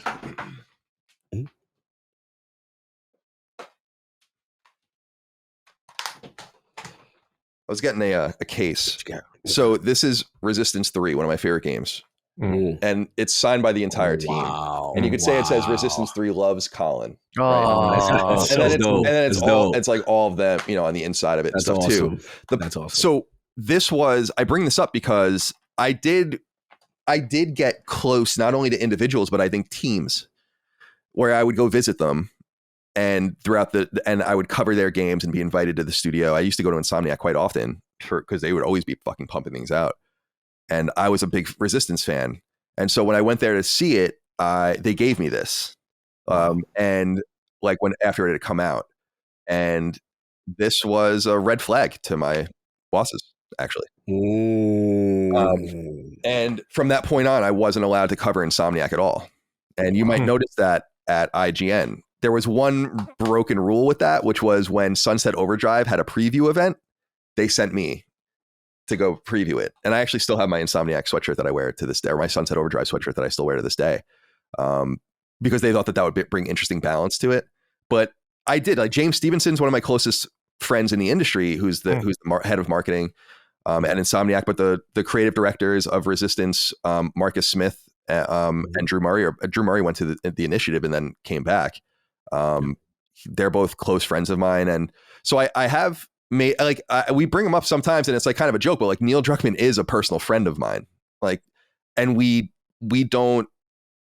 don't bother him about these things. Like, when I lived in Santa Monica, I used to we didn't talk about it back then because we didn't want to bring attention to it. He definitely didn't, because of Sony's dislike of me or whatever. We used to go to lunch, you know, every few months and hang out and you know, have a drink or whatever, and then, you know, obviously talk behind the scenes about things. But I try not to like push or take advantage of that. And basically our correspondence over the last year has been some random things, and then me just sending him unsolicited congratulations as I would watch the HBO show, or just tell him, I'm so proud of, you know, I was like, so proud of you. I'm so amazing. Yeah. Should you take me seriously with my criticisms of The Last of Us or of Neil or Naughty Dog? Maybe not. But the important thing is that I bring that up. I try to anything that, so those things do happen, you know, and it's like, I was pretty close to Shuhei Yoshida. We had really good access to him. He's still friendly to me, but I think he has to keep it kind of distance because of Sony, and Sony's PR is very, very serious. And they'll cut you off at the fucking, you know, like that. No problem. But I appreciate people's authentic friendships that I think I garnered over time. A few PR people too that I worked with that I thought were like that we were really friendly at Sony and some other places. So yeah, the short story is I couldn't have worked in the industry and seen these people. You see these people over and over again. You travel. I mean, it's not really like that anymore, I guess, but like, you would travel with these people. You'd be with these people. There were years where I was at Comic-Con, Gamescom, Tokyo Game Show, E3, right? Like and all these things in the same year, GDC and everything. You see these people fucking all the time, the same people. So, and the whole like payola thing, I don't think that stuff literally happens. I've said that before, but like I said, I got many free things. I didn't pay for games for years. And that's why it's so important for me to buy many games now. I always say that on the show. I buy tons of games because I'm trying to kind of make up for that. But I also remember being at like a meeting room in game. Catholic guilt coming out. Yeah, definitely. But I also remember being at Gamescom, talking to second party about Vita games or something, and I had mentioned I'm getting my nephews a PlayStation 3 or something for Christmas. And they're like, oh, we can hook you up with a PlayStation 3. And you have to say, like, it's like, what is that? And I'm like, I said no. I'm like, no, thank you. You know, even I knew better than that. But that's the kind of stuff that does go on. And I think that a lot of people do say yes. And Xbox was very generous to us too. I remember when we founded PS I Love You, they sent us like a huge package of Xbox games and like and like an Xbox One and all these things, like as a kind of like a joke. Which was nice. And we ended up playing Gears 4, I think, on stream, which was cool. But yes, I think it's good it's not really get that off my chest because I've talked a lot about all of this stuff over the years, but to just kind of come to your defense in some way where I think that I made the best of, like, it was like I was served lemon, so I made lemonade. Yeah, you made lemonade. Right. Facts. Facts. And that's basically it. But I think my moral compass has been really decent. I've always said, though, the one thing I can understand, Cog, is people not really understanding the way, I guess, old games media journalism worked, where you would see things on a website and not understand how you weren't biased or weren't bought out, not understanding the Chinese wall between editorial and sales, which really at IGN did exist. So when people would see like my famous Mass Effect 3 review, which is sponsored by Mass Effect, right? But I didn't fucking know that, you know, when I was writing it, and I was aghast when I saw that, but I'm like, I don't know. So I gave this game a 9. Everyone thinks I was bought off, but that sucks, man. You know, that sucks. And so those are the situations you find yourself into. And sometimes PR goes far as well. The famous story about EA's Dante's Inferno, where that they did, you know, it's like the 7 sins. So they would do like these various things. And one of them was greed. And they literally sent us a $500 check, like a real $500 check. That's crazy. You can read about it. You can Google it. Because we wrote about it.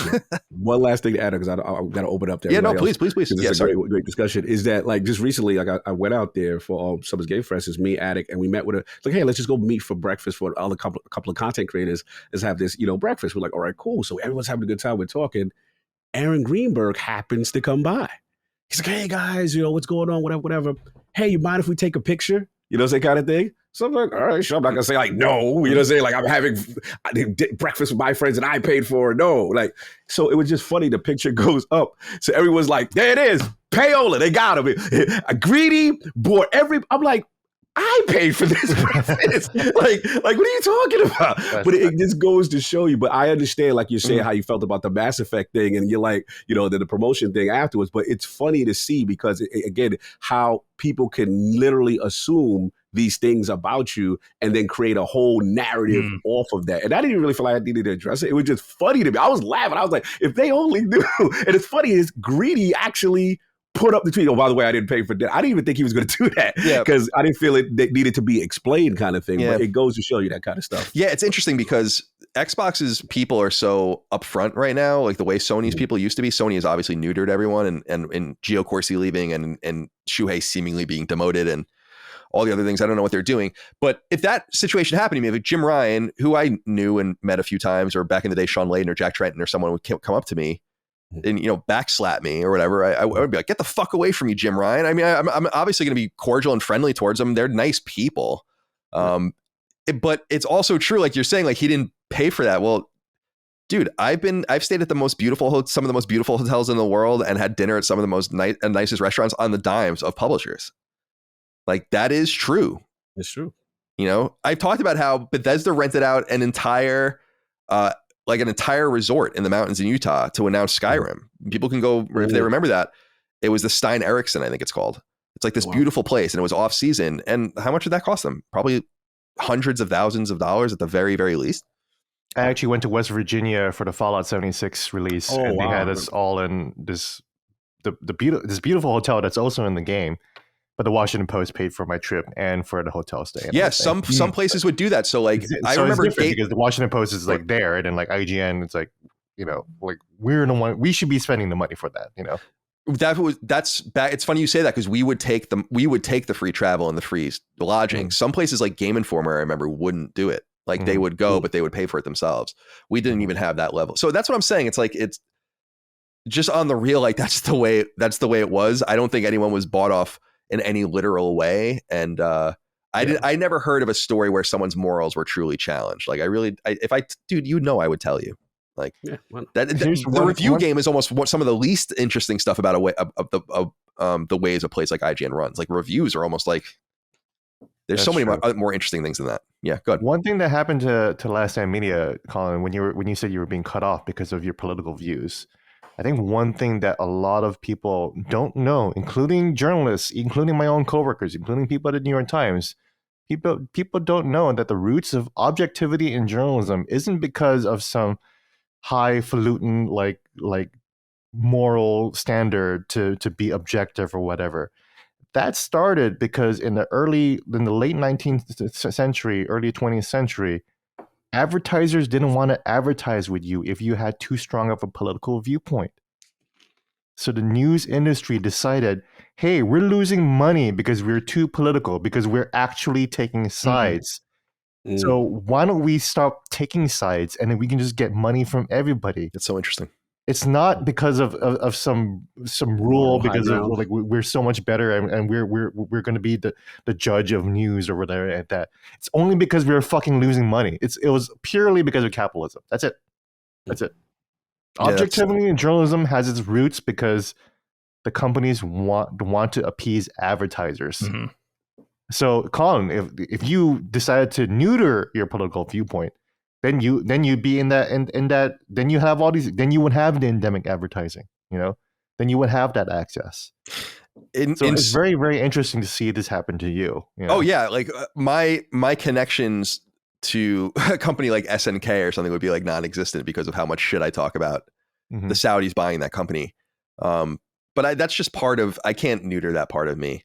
That's why I kind of take the whole, it's like, it doesn't bother that people call me a fanboy or not. I guess that's like one thing, but like a shill is another thing, because that implies that you're doing it for money. And I'd argue that I could be making a lot more money if I were amenable to all sorts of things, if I didn't say all sorts of things, but I'm not going to stop, because that's why I also think it's important not to just paint everything with politics, but come in kind of like a bomber and just drop something out of nowhere that's germane to the subject matter, that kind of tells people maybe where you stand, but at least makes it related to the subject matter at hand, and it doesn't seem forced. That's why and because that stuff matters. I hate when people say like, keep politics out of games. Like, oh my God, you're so boring. Shut up.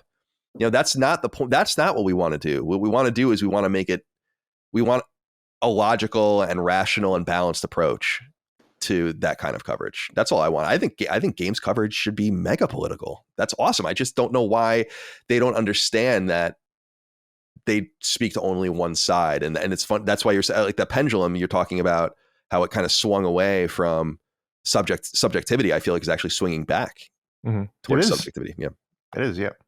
So yeah. Dig, where are you on a moral compass? This issue, I mean, can be talked about from any direction. So I'm wondering where you want to pull. Yeah, I'll zoom out a bit and derail your entire conversation with my take. I mean, I'll go with discussing what I first thought of when Cog sent us the topic, but just reacting to what you guys are talking about from my layman's perspective. Because I'm not a journalist. I'm not involved in games media, not really games criticism of any kind, but I kind of salute and honor you guys that have to do this, because we're all sort of beholden to our own humanity, right? Like we all have our loyalties and our stances and our feelings and our affiliations and private politics and private lives, right? And we're all entitled to that. That's humanity. But that discipline or professionalism that's required, not just necessarily in sort of separating church and state, if that's what you're choosing to do. But I think what you guys are saying is really evocative of me thinking about Colin like 5 to 10 years ago, or even further, where it was kind of forward thinking to be able to have that nuance in the conversation, not bias, but the humanity of discussing it from a certain POV, right? And again, not being a journalism, but to be able to have the distinction and the integrity to be just be a professional, and also probably requiring from an audience, or just from sort of, I don't know, culture in general, right? the general populace, to be able to be in order let in some nuance. You know what I mean? Like, these are people writing these things. This isn't AI. Maybe that's what you want. You know what I mean? So the separation of church and state is one thing, but also being able to have a little bit of that human breath imbued into the conversation. And, not seeing a picture and automatically saying, oh, money is changing hands, or there's something shady going on, or they're paying for an opinion, that sort of thing, which is kind of, I think it requires some sort of open-mindedness on behalf of the audience that I'm not sure is there. I think we're getting there again, but there was a hypersensitivity to anything that seemed like it was biased in any way, even in an unfair regard, which, as just from an audience perspective, I'm really aware of and sort of empathetic to people that like Gene, like Colin, like Cog, who have to kind of walk that fine line. It reminds me of one of my favorite movies, which comes up a lot in conversation, Almost Famous, Cameron Crowe's Almost Famous, where the whole thing centers on a young would-be rock journalist in his teens it's actually semi-autobiographical of Cameron Crowe's life, but he has that whole story inspired me to become a journalist. Yeah, and we've talked about, we have to do this, Gene. We have to have you on Knockback to do our Almost Famous episode. Such a good movie. But this kid has a mentor, a rock critic named Lester Bangs, a real guy, wrote for Cream magazine, and he tells the kid at one point, like, look, you're embarking on this whole thing. The rock stars are going to take you in. They're going to take you on tour. They're going to buy you drinks. They're going to introduce you to girls. But you have to stake your reputation on being sort of ruthless and unmerciful. In other words, he tells the kid, they're not your friends, that sort of thing, which is kind of, I think, one half of the conversation. But the other half of the conversation is, where is the room for nuance? Maybe you can genuinely become friends with a game developer or somebody who's involved on the corporate ladder of the video game industry. It's, again, where is the room for humanity in all that? You know what I mean? Just the way life works. Maybe you're neighbors with one of the guys. Who knows? So that sort of thing of being able to not only be fair as a professional on the one side of things as a critic or a journalist, but also to be fair as an audience member. Like, don't be so quick to jump, that sort of thing. So I think I love the conversation from your guys' perspective, because you're all involved on the one side, but I think it's also a give and take with the people ingesting the content. There's got to be some sort of fairness, a return to fairness, which, again, I think is happening across the board in our culture, especially. I could speak from the United States perspective, but it seems slow. I think it'll get there eventually, but I would sort of make a case for that, from the people ingesting the content, not just creating the content. And, for me, again, this is a complete change, but what I thought of when Cog sent the topic was just thinking about my own moral compass in an introspective way, right? I try to do right by people. I try to sort of be beholden to that philosophy of do unto others. I have a very live and let live attitude. I've always been that way. But I was and sometimes I fall short, man. Listen, like, sometimes it doesn't work as intended. I fall short of the goal, but I've had challenges in my life, like we all had, right? But one thing I've always been very lucky about, seriously, is that I've always had people to look up to in my life who were close to me, whether it was my dad or various aunts and uncles, even friends' parents in some cases, my grandfather, my grandparents in particular, mentors in animation. It could be, who knows, neighbors, teachers growing up. I've always had people to look up to and sort of admire and try to emulate, right? And I've always done this thing of trying to form a collection of people's good qualities and sort of aspire to, okay, like, this guy has a great sense of humor. This guy's super selfless. This guy's very kind. This one's very self-effacing, and try to collect all those parts and make this perfect human being that I could aspire to be. And I've always had that in my life. I've always admired people for the qualities. No individual is perfect, but you see the good in them, the thing you'd like to be, and you just try to form this amalgamation, this Frankenstein robot of this perfect thing. So I've always tried to be like that. And again, like, I fall short hideously sometimes, but I've always had that target to hit. But the other thing about my moral compass that I realize is I have a real aversion, maybe more so than most people, to guilt and regret. Like for me, those are the worst feelings in the world. They're almost unbearable to me. And, you know, like any person, I feel them a lot. I mess up. I feel guilty. I regret doing something or saying something or not doing something, whatever. And it made me realize, it made me laugh, but it's not really funny. Like, how strong is my moral compass versus how strong is me operating on a level of just not wanting to feel those things? So in other words, it's kind of selfish because I just don't want to feel guilty. And I don't really want to feel regret when I do something wrong or I'm not mindful of somebody else or I'm not. And I was like, what? Think back to a time. I usually do okay, I guess, but I was thinking, like, what is my dark period? Like before whatever Renaissance happened with Dagan, like where is my dark ages? And I thought back to being a teenager where I would just ruthlessly cheat on every girlfriend I had. Like there was no moral compass whatsoever. It was all about having fun and just throwing everybody under. And I wasn't out to hurt anybody, but I was all about just myself, selfishly, just doing whatever I thought was fun. And then a lot of people got hurt in the process. You know, some girls probably cared less than others, but you know, I was a serial cheater until probably my early 20s. I was bad with it. Dagan was outside with it. And I thought it wasn't even worth it, right? Because the regret. It was probably worth it, man. Tommy Grant's about to pop up in here and fucking with his camera crew. Like, you know, that Jiminy Cricket, right? Your conscience is just like, it wasn't. I remember always feeling that, even as a 17-year-old, 18-year-old, 19-year-old. Like I already had that thing of that guilt. It was like, wasn't even worth it. Now I got to tell the person. If they find out, they're going to be hurt. They're going to be upset. I got to break it off. It's this whole thing. Now you're making all this drama where there really didn't need to be any. Why can't you control yourself? That type of thing. And you learn, you know, it's growing up, it's immaturity. But I think in a way it was good because it made me, that was probably a period in my life where my moral compass was lost somewhere, you know, and I was kind of lost in that ethical woods without my bearing, you know. But in a way it was good because it was a big learning. That whole period of my life, 3, 4, 5 years, was a big learning experience for me because it taught me that it's not worth it.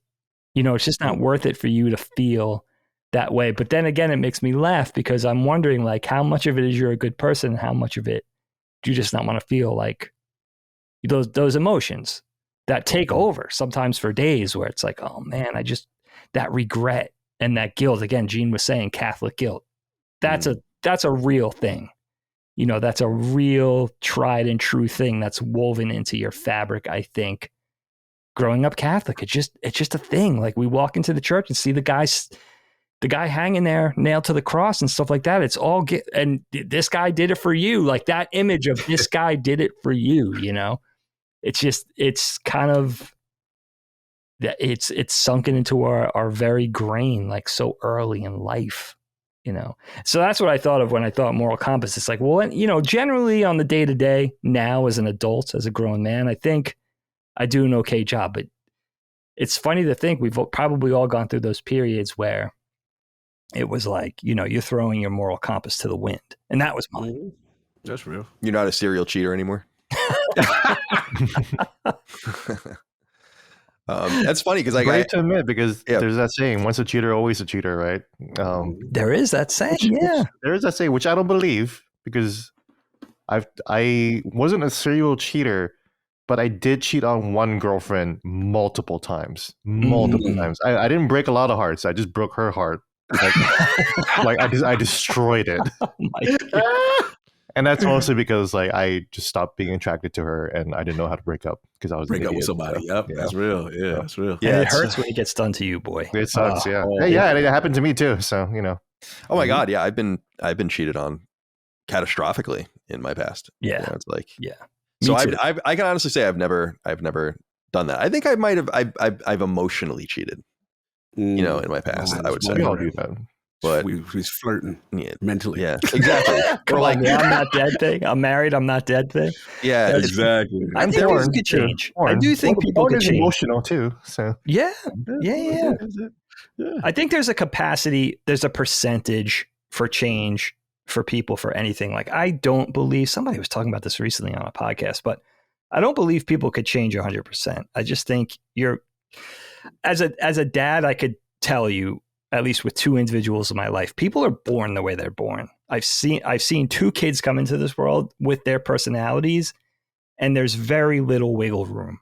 Like, you're kind of born with your substance, your fabric, and I think there's a little bit of percentage for change. I don't know what it is. Maybe it's a quarter. Maybe it's like 20 up to 25%. But I think with relationships, for me at least, it was finally meeting that person that you'd be a friggin' idiot to like, you'd be a complete moron to mess this up. It's never going to get better than this. It's not just a physical thing. It's just everything. You meet somebody with those attributes or that compliments you, and in my case, puts up with you, and then at a certain point, it's just a modicum of wisdom to say, you could mess this up, but it's only it's all going to be uphill from here, my friend.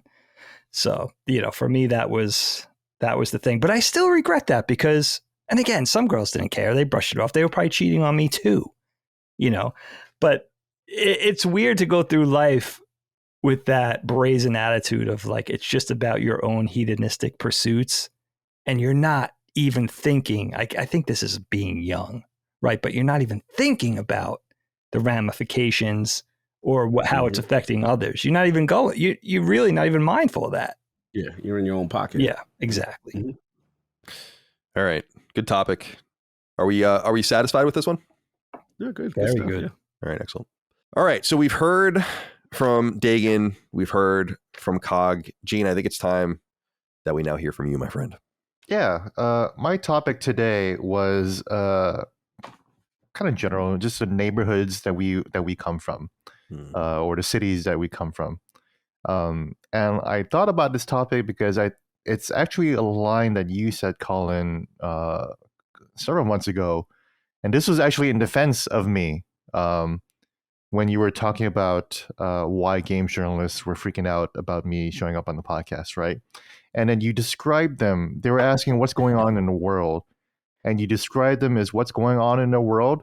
Quote, these people are miserable. I think there's 7 people in a fucking shoebox apartment in miserable shit-covered cities where they have to pretend they like everyone. And I thought that was a really, really funny rant. And also, like, you're also describing me. Well, I'm not living with like 7 people. Yeah. That's different. I was also describing myself during that, in my 20s. So yeah, yeah. I know. So I know I because I believe came that from you're that. also describing yourself in San Francisco. I felt the San Francisco jump. Oh out yeah, there. yeah. I had a good place in San Francisco, but we had to live with a lot of people to make it work. Yeah, this heavy resentment towards like that portion of your time in San Francisco, and I felt it because I've always lived in places that, well, for a while I lived in places that are really expensive, which is basically Hawaii and DC. But I also want to. You said that as a way to explain their politics and their worldview and their perspectives, and I thought that was really interesting because maybe they are very spiteful because they live in these awful towns. It kind of goes back to why I quit drinking.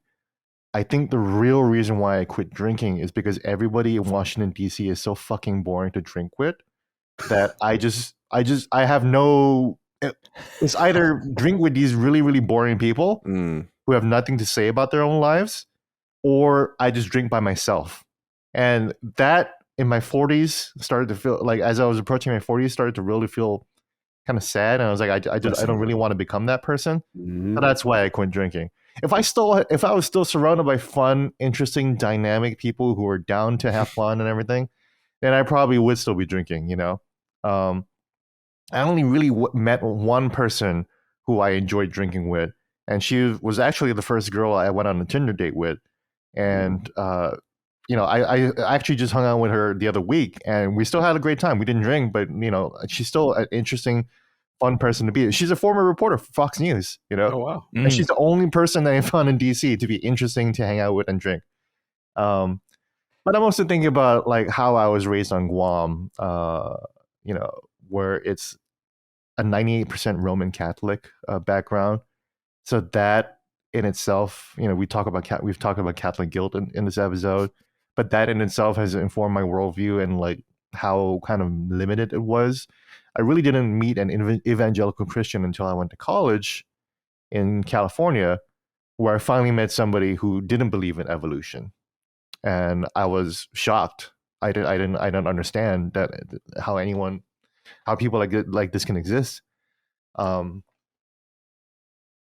that's my background. And Guam is also an interesting place because it's also very, very impoverished.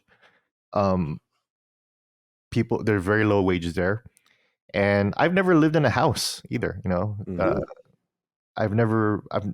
Every time I've gone to a house, even today, I would still think that I'm entering a palace. Colin, when I go to your wedding this fall, I'm going to go into your house. I'm going to be like, yeah, this come on over, castle. Yeah. I'm going to You're go. very welcome house. here, my lord. Yes. Yeah, exactly. Yeah, it's going to be like I'm like in Rosaria in Final Fantasy or whatever. I'm just like, ooh. But these places have always formed my perspectives. Part of the reason why I am comfortable with Republicans is because Republicanism made sense in Guam, because the politicians of Guam who were corrupt, who were taking money and using that money to benefit themselves and their friends, were Democrats. So I grew up thinking that Republicans were the good guys for a while, And that continued on when I moved to Orange County, which is, at least until recently, the most Republican county in the United States. Yeah, it was like a stronghold in California. It was a stronghold. Yeah. Still, right? It's where Nixon, and it still kind of is, Yeah, it's like 50-50 now, which is weird because it was much deeper red than that. Yeah. It was very, very red. But it was really red when I was going to college out there. And so I surrounded myself with these people, which is why I think Colin's conservatism is not far right or whatever at all. It's just the people that are around, I appreciate that. Yeah, I know exactly what you mean. California is so interesting for that because it's like the old adage, there are more Republican voters in California than in any state. Yeah. Is that interesting? But people think that California is like this liberally. It's because, again, and it's kind of why I brought this topic up, because I want to hear your thoughts about growing up as a young adult in San Francisco. I want to kind of key into that angst that you had when you talk about shit covered cities. And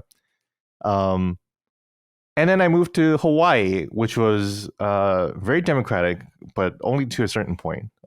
There's a lot of Democrats. I think we talked about it before. There's a lot of Democrats there's a lot of conservative people that oppose Democrats. Tulsi Gabbard, obviously being the most prominent example. But less politically, more philosophically, Hawaii really mellowed me out. And it's because it's Hawaii. People there have a reputation of being really chill, and it's because they are really chill. One of the most cogent sayings, and it's one that I still live through this day, that it's an old Hawaiian adage, is if can, if no can, no can. Basically, if you can do it, go ahead. If you can't do it, then what are you going to do about it? Nothing. Love that. That's it. You can't do anything about it. So just move on with your life. That's it. It's kind of, I guess it's like Hakuna Matata, but like even more like advisory. If you can't do something, then don't fret about it. There's just some things in life that you can't do. Just go on. And that's kind of why I think a lot of people see me as being really chill and not really being antagonistic, because Hawaii really injected that into me, where we are encouraged to kind of hear the other side, to listen to other people, to kind of encourage that conversation, quote unquote, talk story, which is what it's called in Hawaii. Just conversating and find what we have in common and go from there. And then I moved to DC. Oh, I'm sorry. Go ahead, Colin. I was just gonna say, from an outsider's perspective, Hawaii has always been really, really fascinating to me because it's like the very edge of American empire. It's very different, it's so far away. I was actually just talking to my sister Allie about that. We were joking about how she didn't know how far away Alaska and Hawaii were, and I was like, it's fucking far away, and it's so interesting that it's a state. It's just there. It makes my mind spin about like the potential of more American states around the world. Like, could you do that? Because Hawaii is so far away. It's like as if it was in Europe. It's basically it's farther than Europe. Yeah. It's farther than Europe, basically. So crazy. I haven't been back to Hawaii in 7 years because it's so fucking far away. Especially here from DC. If I flew from DC, it would be a whole day trip. Yeah, that's too much. But I'm sorry, I interrupted you. You were talking about DC. Oh yeah, so I moved to DC, and then again, my perspectives changed on people. I remember thinking that like when I would cover city council or the state legislature, I'd be like, these people are idiots, And then I come to DC and I meet people here, people in Congress, and I'm like, these people are also idiots. Like it really doesn't matter how high up you go. The same kind of people are everywhere in every kind of political power structure. But it also made me, I don't know, it continued my mellowness because of how boring DC is. And I think about your comment about shit covered cities because DC is also it's very clean, but it's very violent. Just the other day, a Lyft driver was shot. I saw that. Oh, he's Afghani. He was an Afghani, right? He was an Afghani interpreter, so he actually helped out the U.S. military during the conflict. And he came to America, and he was a driver. He just got shot for no reason and killed in our capital. Cool. Killed in the nation's capital. Yeah, that's crazy. That's the most powerful city in the world, apparently, right? Yeah, apparently. Yeah. Yeah. So I don't know where I'm going with this, but I guess like the overall question is like, how have the places that you've been and grew up in like changed you as a person, basically? Yeah, it's interesting. Cog, I'm going to let you take it first. Actually, I want to hear what you have to say about this topic. I want to hear about the Bronx too. Yeah, like it's a good one.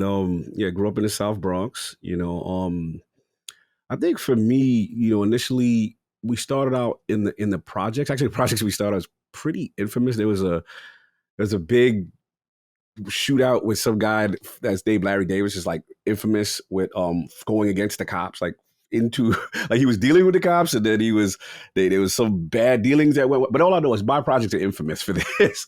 Wow. And I remember being young and growing up there, and it was pretty rough. And then I do remember my parents, my mom and my dad are separated, but my grandfather on my mom's side, they had family in some family from England because they're West Indian, and some of them went from London, and then they came here. But we found out, growing up in the projects, that his great aunt left him a house. So all my life was kind of initially was projects, and then boom, now you live in the house and still in the Bronx. And I remember the joke was like they used to call like Bob's house like the Huxtable house, like it was the you know what I'm saying, like the oasis amongst all these other projects and stuff. And my growing up was kind of like, I'm from the era of like I didn't understand, like now I understand it, but at the time I didn't understand podcasting, someone watching someone and saying that you're my friend and I watch your stream. Like that was foreign to me. I grew up in an area where it's like, okay, Dagan lives down the street or Colin lives here, yo, what G.I. Joes you got? All right, cool. I'll trade you my storm. And then the kids would play on the stoop or on the block and on in each other's house, and you play toys. I'm from that era. I made friends. One of my best friends, named Eric. He just happened to have Starscream for Transformers. I was like, oh, what's that? And I was like, we like this kid. Bring him on. Like it was just that kind of era. So yeah, hell yeah, I'm from the era of kids actually playing and hanging out together, or you come over someone's house and that kind of thing. The only resistance my mom would give, like for some reason, she did not like anything about sleepover. She's like, you're not doing that. You're not good. Like everybody else could do a sleepover, but I couldn't. And I was like, all right, whatever. And then I'm from the era, maybe they can relate, like after 9, 10 o'clock, it's late. Come on, you got to be in the house at 10. And then I went through my rebellious phase. You know what I'm saying? I was doing unsavory things. As I got into my teenage years, I was very rebellious. I had a temper. I was really, me and my mom were really clashing for a bit. And I lived in Harlem for a little bit after I got my first job. That was interesting too. It was a really rough area, but it was kind of like, hey, I got to figure things out, what I want to do. And at the time, I think college, I got my associates, but I just wasn't. I started to feel like college was a hustle. And I was like, y'all not letting me get to what my main thing is. Y'all doing all this well-rounded, but I want to just do computer science or engineering or whatever it was I thought I was going to do. So that was a period. And then the other thing I would say, I want to give a shout out to the UK though, because one thing I have to give my mom credit is she would always take me on trips. She's like, you cannot just, all you know is the South Bronx and that's it. So like, we would go, like I said, London, I would go over there and stuff like that. And I'd see some family and relatives over there and stuff like that. And that kind of opened me up to just seeing different things or just traveling in general. And I think that's why I have an affinity for travel, like just to see different places outside of where I live. And then the last thing now is probably where I'm at, which is Jersey City. It's still right across the water from Manhattan. It's much cheaper, and I like it. I still have access to all my friends in the Bronx and stuff like that. But I think to your question, Gene, it's just like Bronx raised me. There's no doubt. It was really, really tough. I grew up in the crack era. I grew up, South. The Bronx is burning. Like as my young, like playing in junkyards sometimes, stuff like that. So I feel like I have this well-rounded perspective because I've seen the change. Like when I go back now, I see how different it is. And just to give you guys perspective, like when we used to ride the train, whether it be the D or the 4 train from Yankee Stadium, and then you go into the city. No, don't take offense, but the first time I ever see white people was when I got to 96th Street. I'm like, yo, the train is changing. Like this new influx of people that I've never seen that look completely different than me. Circus here. Oh my God. Yeah. And as soon as you got the 125th on the other side of the Bronx, it was just different, right? And I experienced the cultural changes also in college. I think it really opened my mind. I remember I went to a city college for a little bit. That's when I thought I was going to be into electrical engineering. And it really opened up. Wow, this city's a melting pot of people. Like I was just South Bronx where I was at was just really Puerto Rican, Dominican, and Black. That was really it. Unless you went to like North Bronx, certain parts where really Italian, that's all I knew. But it was like once I got to college and travel more, then I started to see more people realize what the city is really culturally made of. And I think it opened my perspective up a little bit. So that's pretty much for me. That's really funny because about white people, white people were pretty rare in Guam, right? But what was even more rare were Black people. Facts. I gotta hear this. I only ever met one Black person, and we dated because her family was in the military. Her father was in the Marines, so I was scared shitless of him.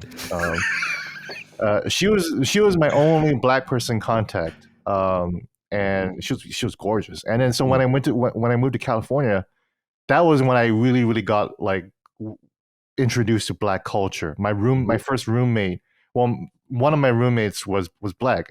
Shout out to Stevon, and he actually helped me navigate through like what it's like to be Black and like what it's like to grow up Black in Southern California. That's LA. where the hip hop influence came in. This where that is where the hip hop. Okay, I was wondering because you got a very deep hip hop. I got to give you props. You know some really in the cut, deep cuts that I'm like, oh, a true hip hop fan know about this. Yeah. And he helped me through that too. And here's a funny story that has nothing to do with growing up, but him and his friends, they actually told me after about a year or two, they said, Gene, you're the homie, right?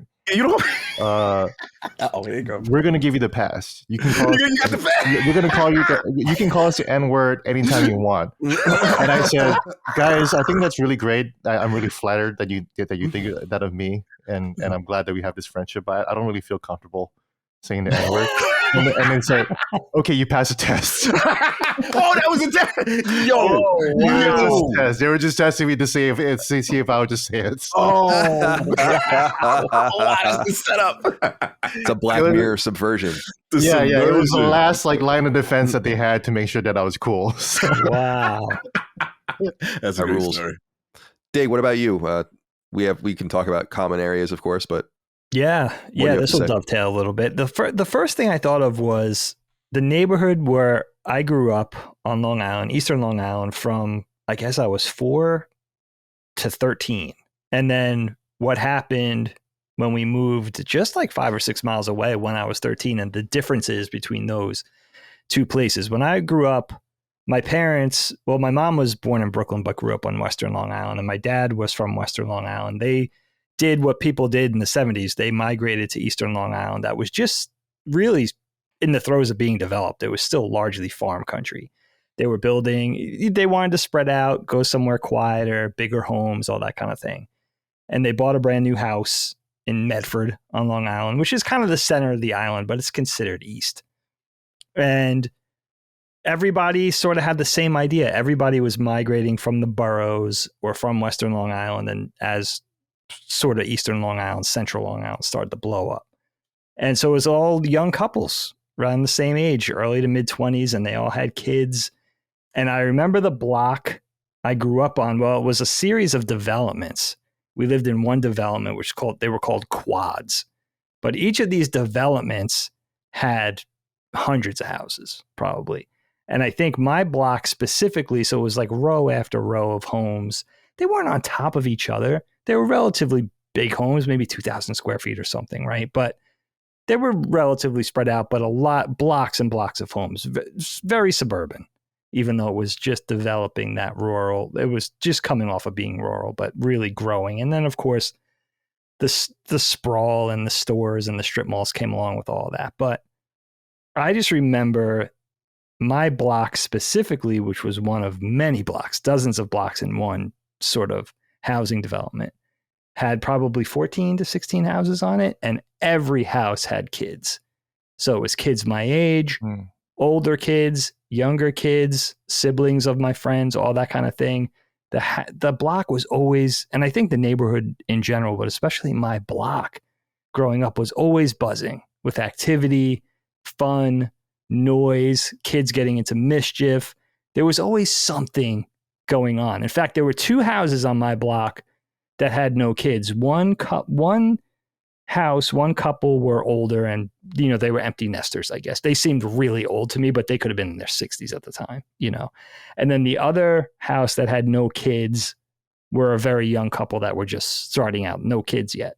And they always stood out because it seemed like there were just 3 or 4 or 5 kids in every single home. And they would spill out onto the streets and into the yards on any given day. It was just always fraught with activity. And looking back in my warmest memories, like in my heart of hearts, it was such a cool place to grow up because there was always something happening. It was never, ever boring. It could never be boring, whether you were playing with your friends or, trying to get into what's the buzz with the older kids and trying to see what these cool kids are doing, right? The siblings, older siblings of your friends, or even like just laughing at the younger kids. There was just always something happening. And it was such a cool environment to grow up on because you were as much in your friends' houses or in their yards or in their pools as you were at home. It was kind of like, for the most part, with maybe 1 or 2 anomalies of like families that my parents didn't really like, or they were frowned upon, or they were, they let their cat shit in the yard, or whatever kind of suburban squabbles took place. For the most part, it was like one big family. And, there would be just kids eating at the table, like random kids, like it was interchangeable.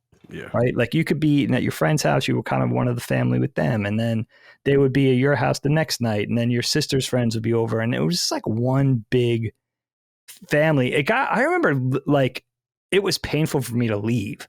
Like if I had to go food shopping with my mom, there was serious FOMO going on. It was like you were going to miss something. Something was going to, you were playing with your friends. You were all up in your Transformers or your Star Wars or swimming or getting older, laying out in the driveway after you get out of the pool and listening to your beatbox, whatever it was.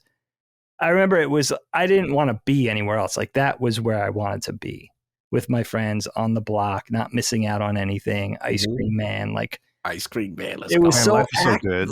There's always activity going on. Like it was never, there was never a dull moment. And the block nosiness. Do you heard what happened with such and such? You always speak to the old woman it's always the block nosiness. Oh yeah, you should have seen child. Yeah, I'll miss that. Yeah. I do miss that. Seriously, people sitting on their porches. And you know what's funny about that, Cog? What I realized when I got older, it was like a lot of these people were from Brooklyn. My best friend's family was from the South Bronx. A lot of people were from Queens. They had that stoop culture or hanging out their window all 227 style, right?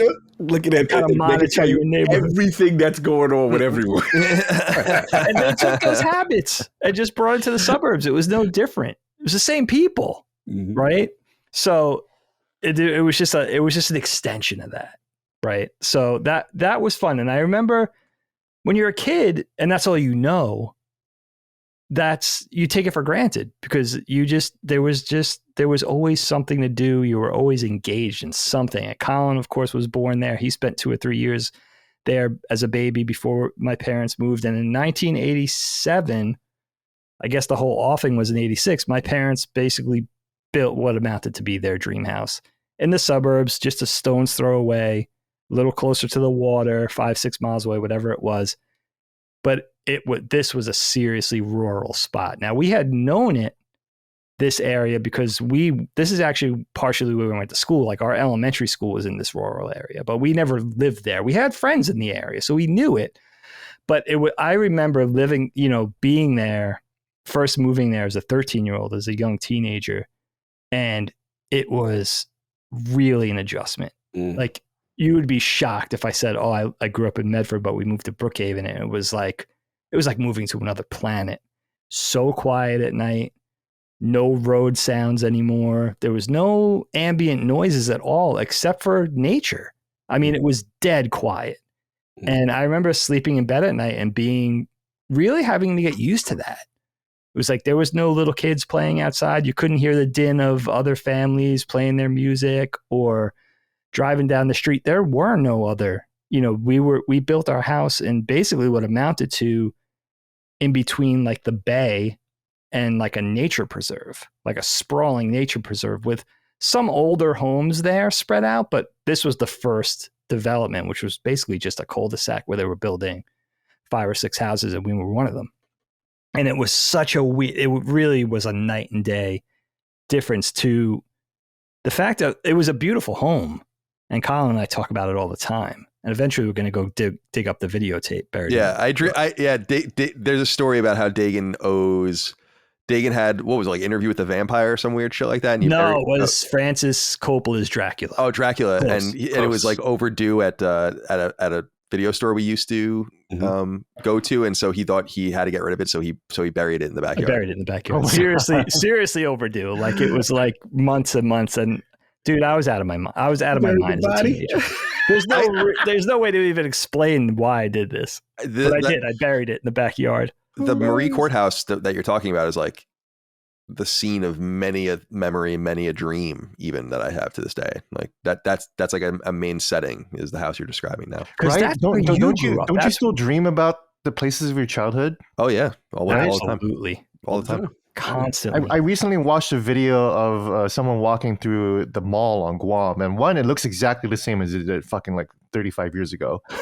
Wow. And secondly, when I looked at it, I was like, I can't believe how much of like my imagination has been anchored in that place. Every time I think about a mall, I'm always picturing that mall in particular. Yeah, there's something mega powerful about that. So strong, the nostalgia and the fact that, and the sadness that accompanies that, where you really can never go home again. No. Like that place. If I went back to Neighbor Avenue, that first neighborhood I'm talking about with all the kids in Medford, it looks so different now. You wouldn't even recognize it. The cars that everybody, their homes are completely redone. They're expanded. Everything is different. The whole atmosphere. Talk about 1977 as compared to 2023. It's a different world. No, you're right. I guess that's the difference between like me and you and me and growing up in Guam. Because again, I'm looking at videos on Guam, and that's kind of where this whole conversation kind of is rooted from. I started getting a little nostalgic about Guam, and I look at videos that were just taken like a couple months ago, and the place looks exactly the fucking same. Nothing has changed about it. It's the same buildings. It's the same like businesses. That's awesome. It's crazy. The mall, it looks exactly the same. Wow. the unit that had the music store still has a music store in it. They're still selling CDs there. Oh, dude, that would be amazing. You know, Go that's back, smell it crazy. again. Yeah, the smells. For That us, would be cool. For me, it's different. It's like when I go back now, it's like a foreign land. I'm like, wait a minute, what happened to the little local mom and pop spot here? And like, it's just different. It's like I have to relearn the Bronx every time I drive through. I'm like, everything has changed. So it's interesting your perspective, G, because like you say with Guam, it's like the same. Like part of me wishes some of it was the same. That's right. Yeah, you had your little formative spots where you're like, yo, this is where this happened, and this, that, yeah. A lot of Hawaii is still the same too, actually. And I asked a lot of friends in Honolulu. I was like, "How's it different?" I was like, "It's exactly the same. Like nothing has changed since you left 8 years ago." Like a couple of businesses closed down or whatever like that. And then I look at it and it's like, yeah, that's exactly the same. You know. So I used to live when I first moved to Honolulu, I lived in Waikiki. And if you don't know what Waikiki is, that's the tourist district, right? That's where all the hotels are at. But there's also some really, really shady areas, and that's exactly where I was living. You know, it's where I always got my drugs, like for the entire 8 years. You know, it's always where I got my cocaine, my weed, and it's also where I lived. And were you I at the White House? Next to this, huh? Were you at the White House recently? Yeah.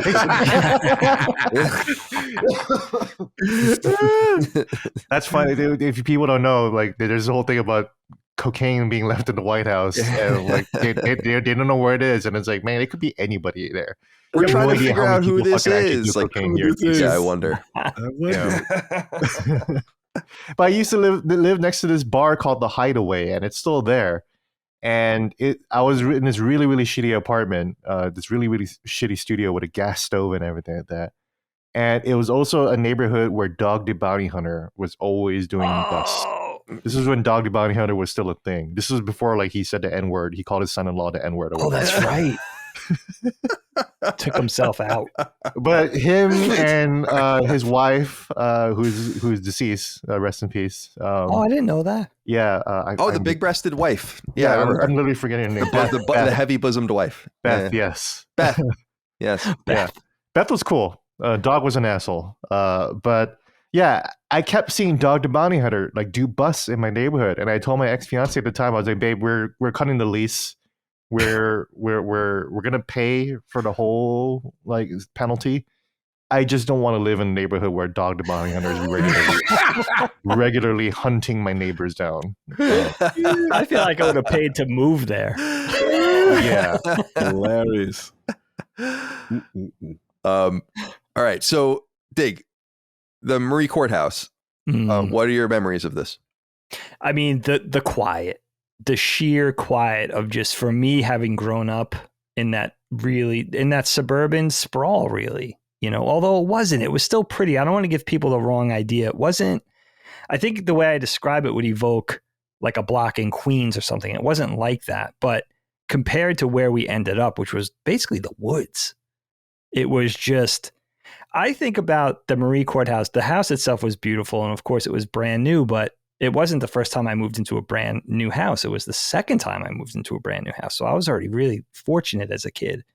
But the difference between those two close-knit Long Island neighborhoods was so much bigger of a difference between me moving from that rural, space to moving to Philly when I was 19 and moving to a big city. That was less of a difference, which is telling, because I went from like living in the middle of the wilderness, basically. I mean, we were flanked by farms and stuff like that, and to moving to one of the biggest cities in the country. And that was less of a jump for me. And, I grew up going to Manhattan, going to New York. Obviously, we grew up in the suburbs of New York City.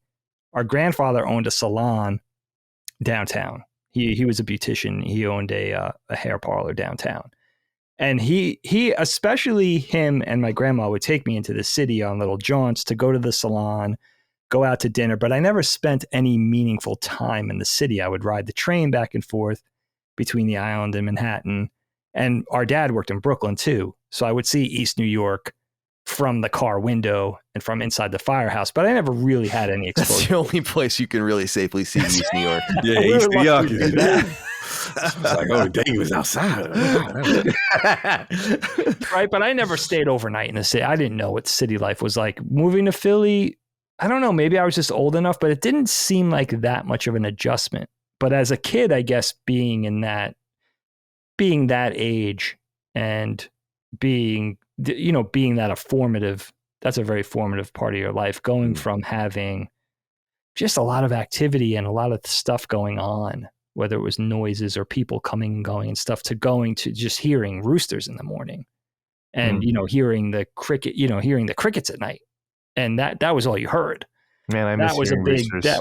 That was really what I remember about, and living near the water. We lived a block away from the bay, so we could go down, and we didn't have a boat, but everybody had boats, and you could go fishing off the pier and go crabbing. And the fact of living in a place it also felt it felt older to me. Brookhaven was a more established place. There was houses there built in the 1800s. There was a mansion there where they filmed the first Paul Newman Great Gatsby, was like near the library where my sister worked, which was all within walking distance. So in retrospect, it had a very Northeastern, if not New England feel to it, compared to where I grew up as a kid, which was brand new. Everything was new. The stores were all built. The houses were all built. This felt more like an established place. And just, the friends that we met, and the perception. I think the weirdest thing, and Colin could speak to this a little bit too, the weirdest thing about moving to Brookhaven, when the house was big, the house was over 4,000 square feet, I think. It was like 4,500 square feet. It wasn't a mansion, but it was a big house. And my parents built it, but my parents were very blue collar people. We weren't wealthy. My dad he just worked 5 jobs. He was a wild man. But what was weird was growing up with the same kids, because that's important to say, actually, we were in the same school district still. So these were all familiar people, but having the perception shift of like, you're rich and being treated differently, but we weren't. That was always a strange thing. My sisters speak to that sometimes too, was this weird anomaly where we were seen as wealthy, but we weren't wealthy at all. My parents just scrimped and saved and managed to sort of evolve or excel or whatever, But that was another thing, growing up with the same kids, but being looked at differently and being almost feeling like you had to explain, like, I know what this looks like, but it's not, you know what I mean? It's not. We're still the same people. My dad's still a firefighter. My mom's a flight attendant. Like, nobody's like a brain surgeon now. Nobody formed Microsoft. Like, it's the same Moriartys. We just live in a bigger house now. That's what I remember. And Colin being a baby was the other big thing. Colin moving there. I guess you were two. Some things don't change. Big baby. Yeah, that's what I remember. You talk about roosters reminded me that I actually did grow up in a ranch. My grandfather in Guam had a ranch. That's awesome, dude. And so we had just chickens and livestock around. And so my grandfather was actually a sheriff. And it's funny to hear all this discourse about pictures of children with guns. And they'll be like, "Oh my God, look at these sick people." And I have to remember, like, that was me. Like, I was shooting guns when I was like 6 or 7. I learned how to shoot a rifle when I was a kid because my grandfather taught me. And so when I see that, I don't really see anything like bizarre. Like, if you're really, really trying to get your kids into guns, then maybe that is bizarre. But just seeing a kid with a gun, it's like, I hope they're learning how to be safe with it. That's it, Yeah, it's a fact of American life. I think it is. I think it should be It embraced. really is. And the fact that a lot of people see that and see it as so foreign really speaks to like this huge divide where these people are just really, really, again, in their tunnels of what they think life is, No, totally.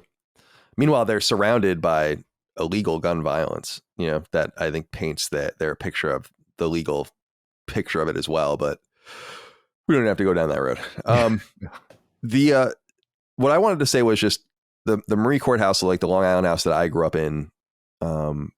It's like a very fond memory and like a painful memory because that house, that was like those were my formative years. But my parents got divorced in the early 90s, or our parents got divorced in the early 90s. And I moved with my mom in 1993, in the fall of 1993, to Maine. And I lived in Maine for the school year, 93, 94, 95. Oh, So like shit. that was 4th grade, 5th grade, 6th grade. And then I would spend holidays and summers on Long Island. And in hindsight, I look at this as like a traveler, almost like in a strange land in some way, because I never was really away from Long Island for more than maybe a couple of months at a time. And actually in 7th and 8th grade, I moved from Maine to New Hampshire and lived there for 2 years and did the same thing, summers on Long Island, except for my dad, when I was in 8th grade, moved to New Hampshire for a full year. And then we moved back together to Long Island for 9th grade. And then 9th grade, 10th grade, 11th grade, 12th grade, I was back on Long Island, but we were in another house on Woodland Avenue. And that was a much more like working class / mobile middle class, I guess, neighborhood, like definitely a downgrade. But also, I loved that house too. Great neighbors who ended up, Mike Pope, who ended up being my best friend as a kid, who I actually knew since I was a very little kid, but he actually ended up being across the street from me now.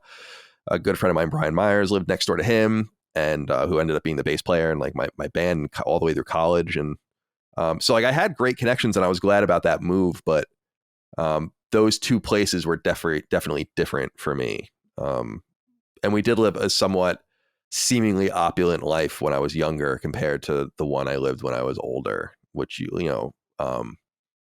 which is noticeable. But like in the moment, I didn't really know. Like in fact, in living in Maine and New Hampshire and kind of witnessing and being there for a little while and being part of that community for a little while, it's I guess it showed me like how little things are actually different, like on the ground.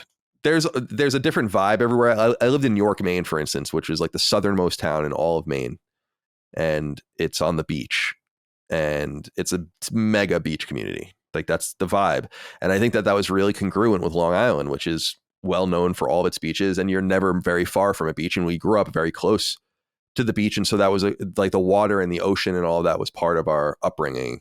So I think there was some sort of connection there. And then New Hampshire, like I lived in Dover, which is kind of like this working class suburb of Portsmouth, which is like the big city there, if you want to even call it that.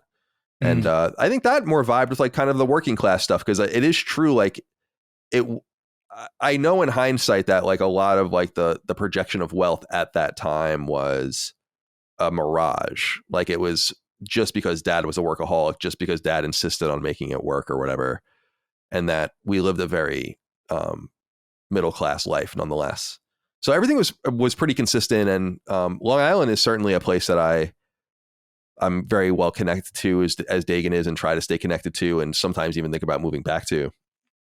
But it's also a pretty painful place to think about, and a place that's full of some resentment and some wrong choices and whatever. I mean, I don't know. It's just like any other place. And Maine and New Hampshire stuck with me in their own ways, but they seem like, again, like I was a visitor, like a stranger in a strange land in those places, just in the sense that you're just kind of there. I like when I think about the fact that I was in Maine for 3 school years, right? I don't even really remember like the ins and outs of that at all. It's kind of weird. I remember moments and people and places. I can see the house that I lived in and all the different, but I don't know. It was a muddy time in my life, and we were constantly just moving, and I don't mean literally moving from place to place. I mean, just going, back on Long Island, back here, playing hockey here, doing this here. I don't know. Very busy. And then I lived in Boston for 5 years in college, 2002 to 2007. And I don't really feel like I knew Boston very well. I was poor.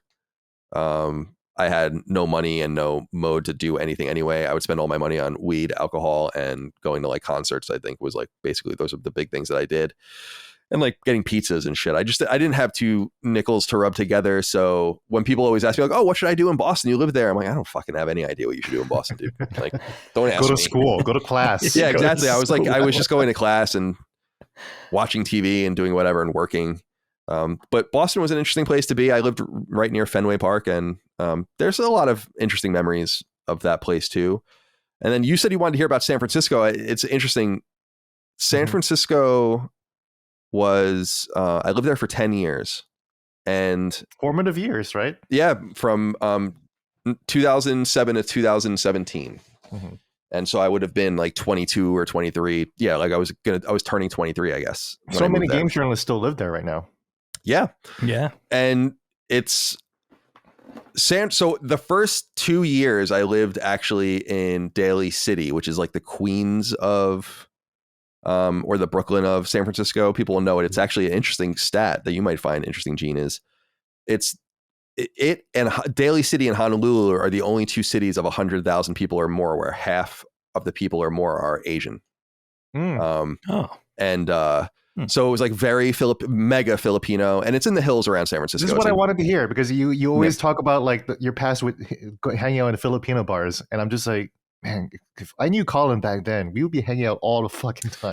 Yeah, and it's not there anymore, but an old IGN haunt, like for editors, was this bar called Edna's Ichiban Library. That's what it was called, and it was it was like a trans, like I guess what you would look at as, I don't even know how to describe it, I guess these days, because I don't know the different terminology, like drag, I guess is what you would say, karaoke bar, where you would sing karaoke and you'd be accompanied by men in women's drag backup singers and stuff, and it was fucking like ridiculous. Dude, that sounds amazing. It was awesome. And I still have, I was going through stuff not too long ago, and I still have, you get these tickets to write down your song requests and stuff like that. And I just have one, like a blank one, and it's like Edna's Ichiban Library on it. And that place ended up closing. I'm sorry, go ahead. You still have that? Oh yeah, I still have it. Yeah. It's in like I have tchotchkes of all sorts of interesting things from that era. But so I lived in Daly City. I lived in the hills on South Hill Boulevard, which is a pretty opulent area actually. And I found this dude. So I got my job in June of 2007 at IGN. Someone named Jason Allen left and went to Capcom, and they were like, "Do you want to work?" They basically were just like, "Do you want the job?" Because they like didn't even go public with it. I was like, because I was already writing and doing all that stuff, and I was like, "Yeah, definitely." I'm like, I want to be there as soon as possible. I had just graduated from Northeastern. I was actually going to begin grad school, as everyone knows. I had my TA assignment lined up and everything, which was going to be like the direction I was going to go in. And then I got the job, and so I just went on Craigslist. I found this gay couple, Bill and Rico.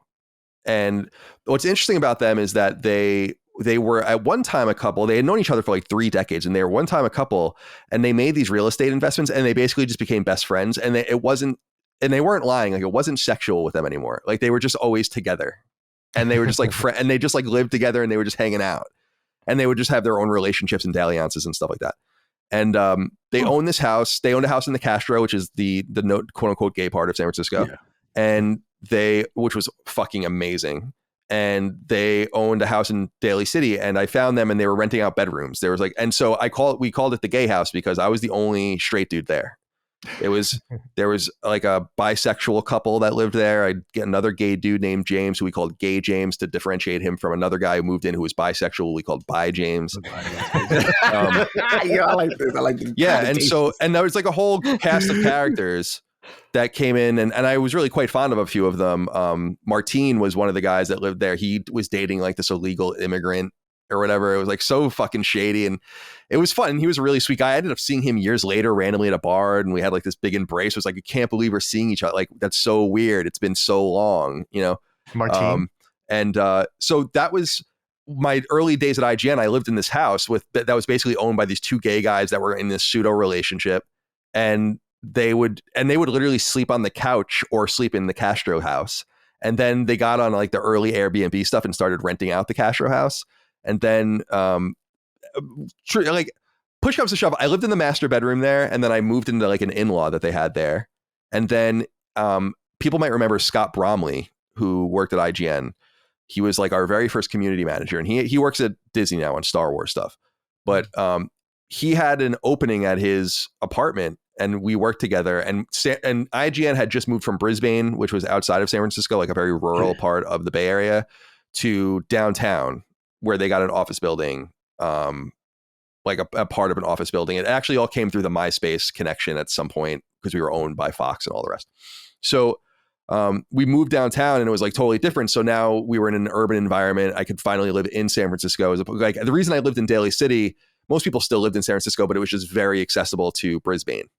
So now this was in 2009, I think I moved to the Sunset, which with Scott Bromley, and I lived at 25th and Lincoln. And that was the place where we found it kind of funny. That's the place I lived the entire other 8 years I was there. And that neighborhood was extremely Chinese. I was one of the only white people in that entire few block radius at the very least. Our landlord lived above us. His name was Johnson, as I always said. That was obviously his Americanized, like whatever name he adopted. It's obviously not his real name. I have no idea. That's obviously a very Asian American name. Yeah, like that's his first name was Johnson. Yeah, you don't name your fucking son Johnson unless you're Asian. He was really sweet. He was like a little standoffish and weird sometimes, and you didn't really want to like put him out, you know. And so we tried to do like nice things for him, bring out his garbage, like, you know, bring out the garbage to the side of the road and do all sorts of things, and just like whatever. But he was nice enough. We ended up founding a company in that apartment, and he didn't say two things to us. So that was awesome. I was also smoking all the time in there, and they probably didn't have any idea either. So we lived there for 8 years. It ended up being that Scott only lived there for the first year. I was living with my girlfriend at the time. We moved there together, and then he moved out, and that's when Greg moved in. And we also had our friend Mike Mitchell, move in, who was just this random fan from Podcast Beyond that we ended up becoming really good friends with. I actually just heard from him recently. He's a great guy. He was the one that used to bring me to all the Niners games. He had season tickets to the Niners at Candlestick. And so I went to, and they were like, oh, cool. Yeah. I went to, I got pictures. I seriously probably went to 8 or 10 games at Candlestick with him. Wow. And he had season tickets right, like, I think it was 12 or 13 rows behind one of the end zones. They were crazy tickets. I had never gone to a Jets game ever remotely like that. And I wasn't crazy about the perspective, actually, because it kind of ruins the perspective of most of the game unless it's like in the red zone coming towards you. But nonetheless, but when it is, it's like amazing, you know? Absolutely. And so he was a really cool guy, and he lived there with us for a few years, and we had like a little bedroom, and he lived in there. And then Greg lived in the master bedroom, and I lived in the bedroom, like the third bedroom. And we had like a porch out back. We had a backyard. It was fucking cool. And then the dude lived up the stairs. They had like an illegal in-law in the garage where a Russian dude lived, and we called him the Russian. And we didn't know his name. He lived there before I moved there. He lived there when I left. And I literally got a few peeks of his space sometimes, and it looked like he lived in a fucking the Unabomber shack or something in there. That's awful. It was. Ryden's apartment from Metal Gear Solid 2. Dude, I don't know what was going on with that. Like how much you could possibly be paying for this or whatever, like what you're doing. He always wore a leather jacket.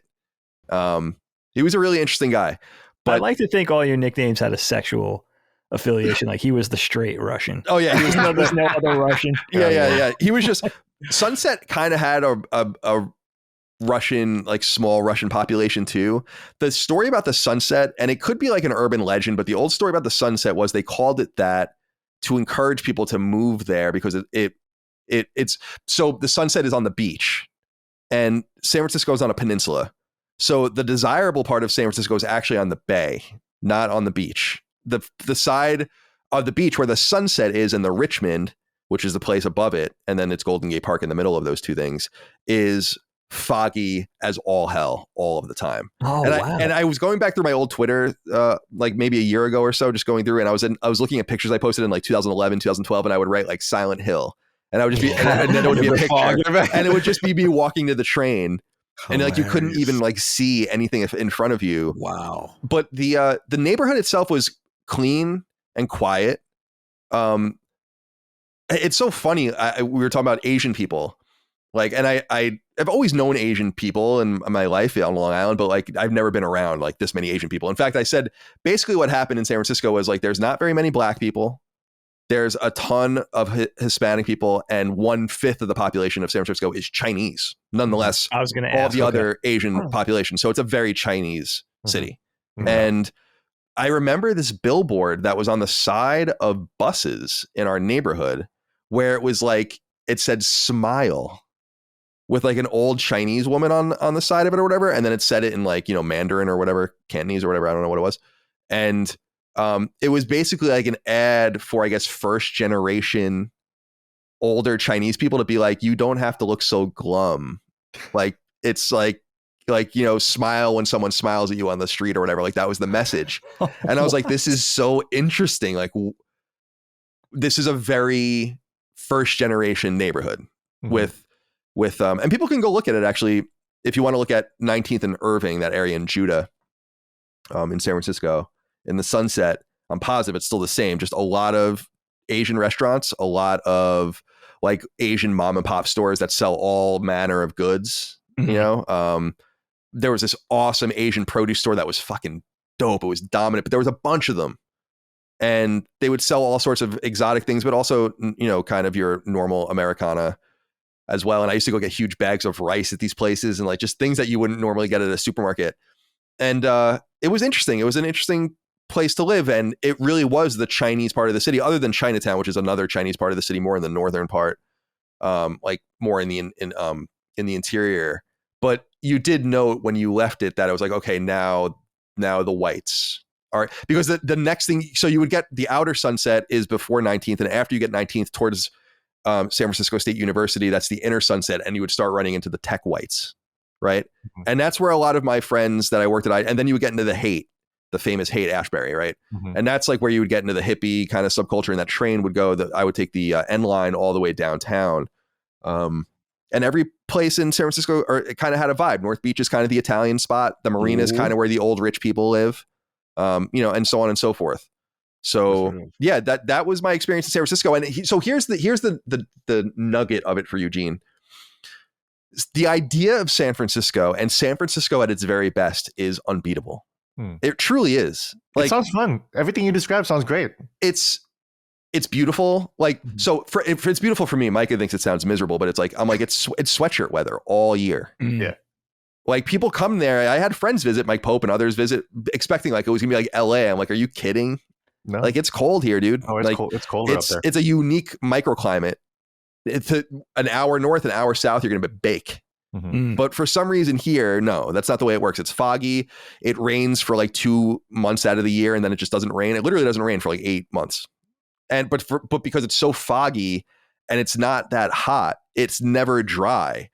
They say one of the reasons that the redwoods, which are just north of San Francisco, they grow so well in that microclimate is because of they're just constantly bombarded with a little bit of moisture at all times from the fog that rolls in and down the side of the coast. So, but San Francisco's tolerance for chicanery is so high that it ruins everything about it. And so you could have like the most beautiful San Francisco day. It's perfect. It's 70 degrees. You're out drinking in Dolores Park, smoking weed, doing whatever you're doing.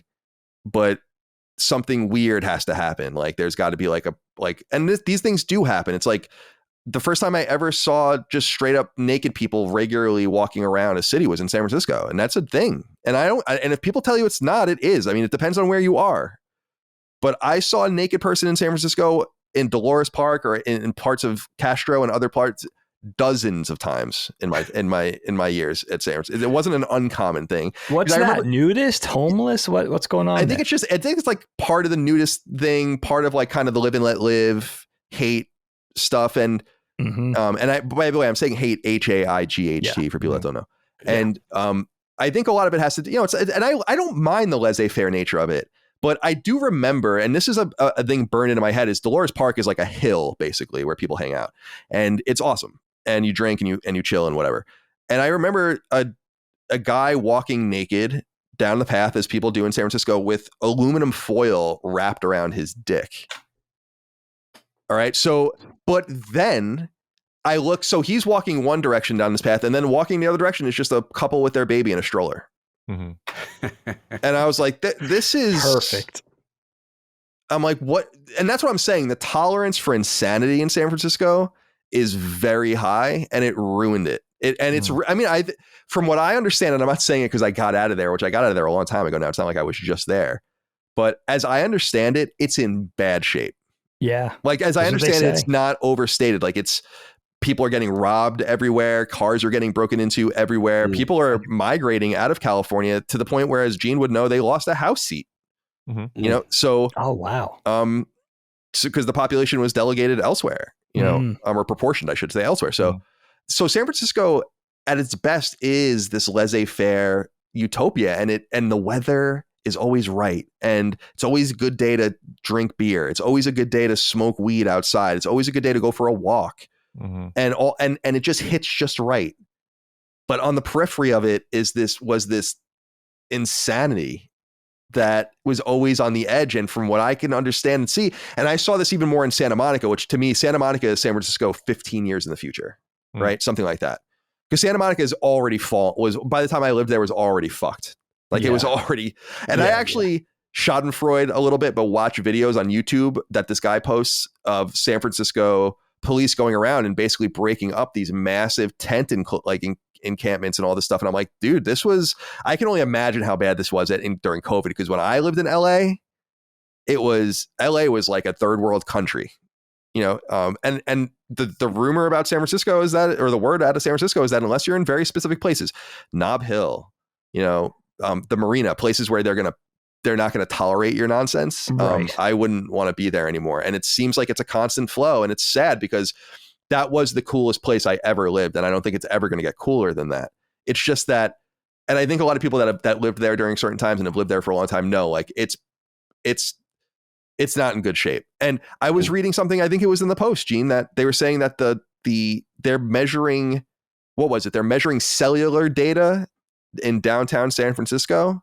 And they say that it's like a third of what it was before COVID. Oh, wow. So the city apparently is what they call a death loop, where they're billions of dollars already short in revenue, and it's getting worse and worse and worse and worse. And that's a recipe for disaster with a place that will tolerate anything. So I fully expect San Francisco going the way of like one of these Rust Belt cities, unless they really change very quickly. Interesting you brought up homelessness too, because California is mostly dominated by Democrats, right? And the New York Times had an interesting piece about a couple of years ago about how all of these Democrat-controlled cities have a homelessness problem.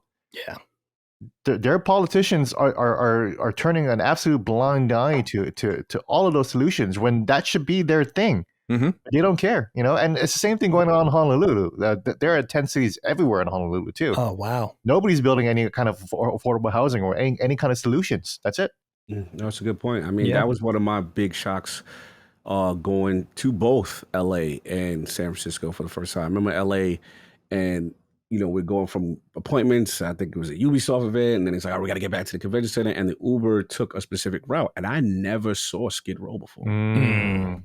It's bad. I was like, what is this, bro? I'm from New York. Like, yeah, you can see homeless people, but like, this was a whole community. I was like, yo, what is this? It's a whole other level than New York. Yeah, for sure. It really saddened me to see that. I was just like, it broke me. And then to Colin's point, as far as San Fran, like, obviously I'm a big Niners fan.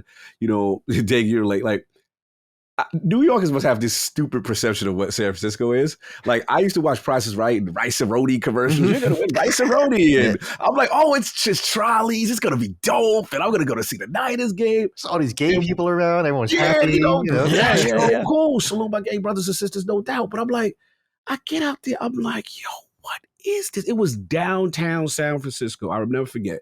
We did Fisherman's Wharf, and then we went to downtown San Francisco. And I'm like, there were homeless people everywhere and people asking me for money everywhere. I'm like, what is this? This is not the picture perfect Rice and Roti that I had envisioned. This was not it. Like, it really threw me off. So it's very interesting to hear you guys talk about that, because, and how like these problems still persisting and there's really nothing being done about it. It's pretty sad. Yeah. It's like the political angle of it is so interesting. It's kind of why I just don't listen to a lot of like left-wing or Democratic kind of, I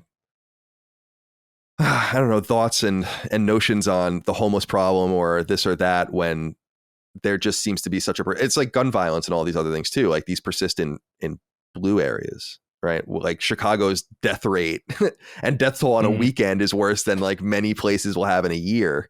Yeah. And it's just people ignore things in their own backyard, and it's really nothing new to me. Like, DC voted for Hillary Clinton like 95%, and our homicide rates are higher than ever too.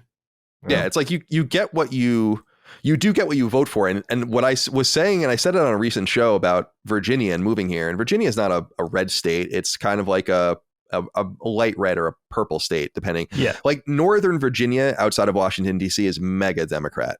Super But the Democrat. rest of Virginia, like where I'm from, is Republican. Like it's just a matter of, it's like Long Island being Republican, but kind of being drowned out by New York City in terms of state politics. Sure.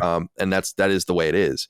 But it's funny to think about, like, I feel bad for the homeless. I feel bad for the down and out. I've really softened. I've always been soft on the homeless, but I've really softened on public programs and whatever things to, like, when you see how fluid money is when you need bombs, it's which it always is. It always seems to be very, very fluid to the tunes of billions and billions of dollars. Yeah. How much you need.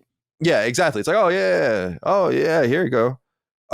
I just look at the plight of the homeless and the down and out and think we should do more, and that money could easily come from what we spend in, for instance, Ukraine. And I don't think we would be any worse off because maybe we should worry about ourselves. But I also think that there's the tolerance thing I was talking about in San Francisco.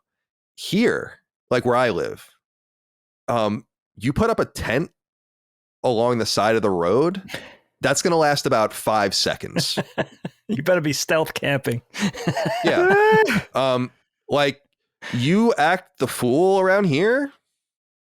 No, I don't think so. It's so much different. It's like, I worry it's just, about it though, dude. It's very different. Like I dig different. it. It's like they will not tolerate the nonsense. And that is the important component that needs to be exported.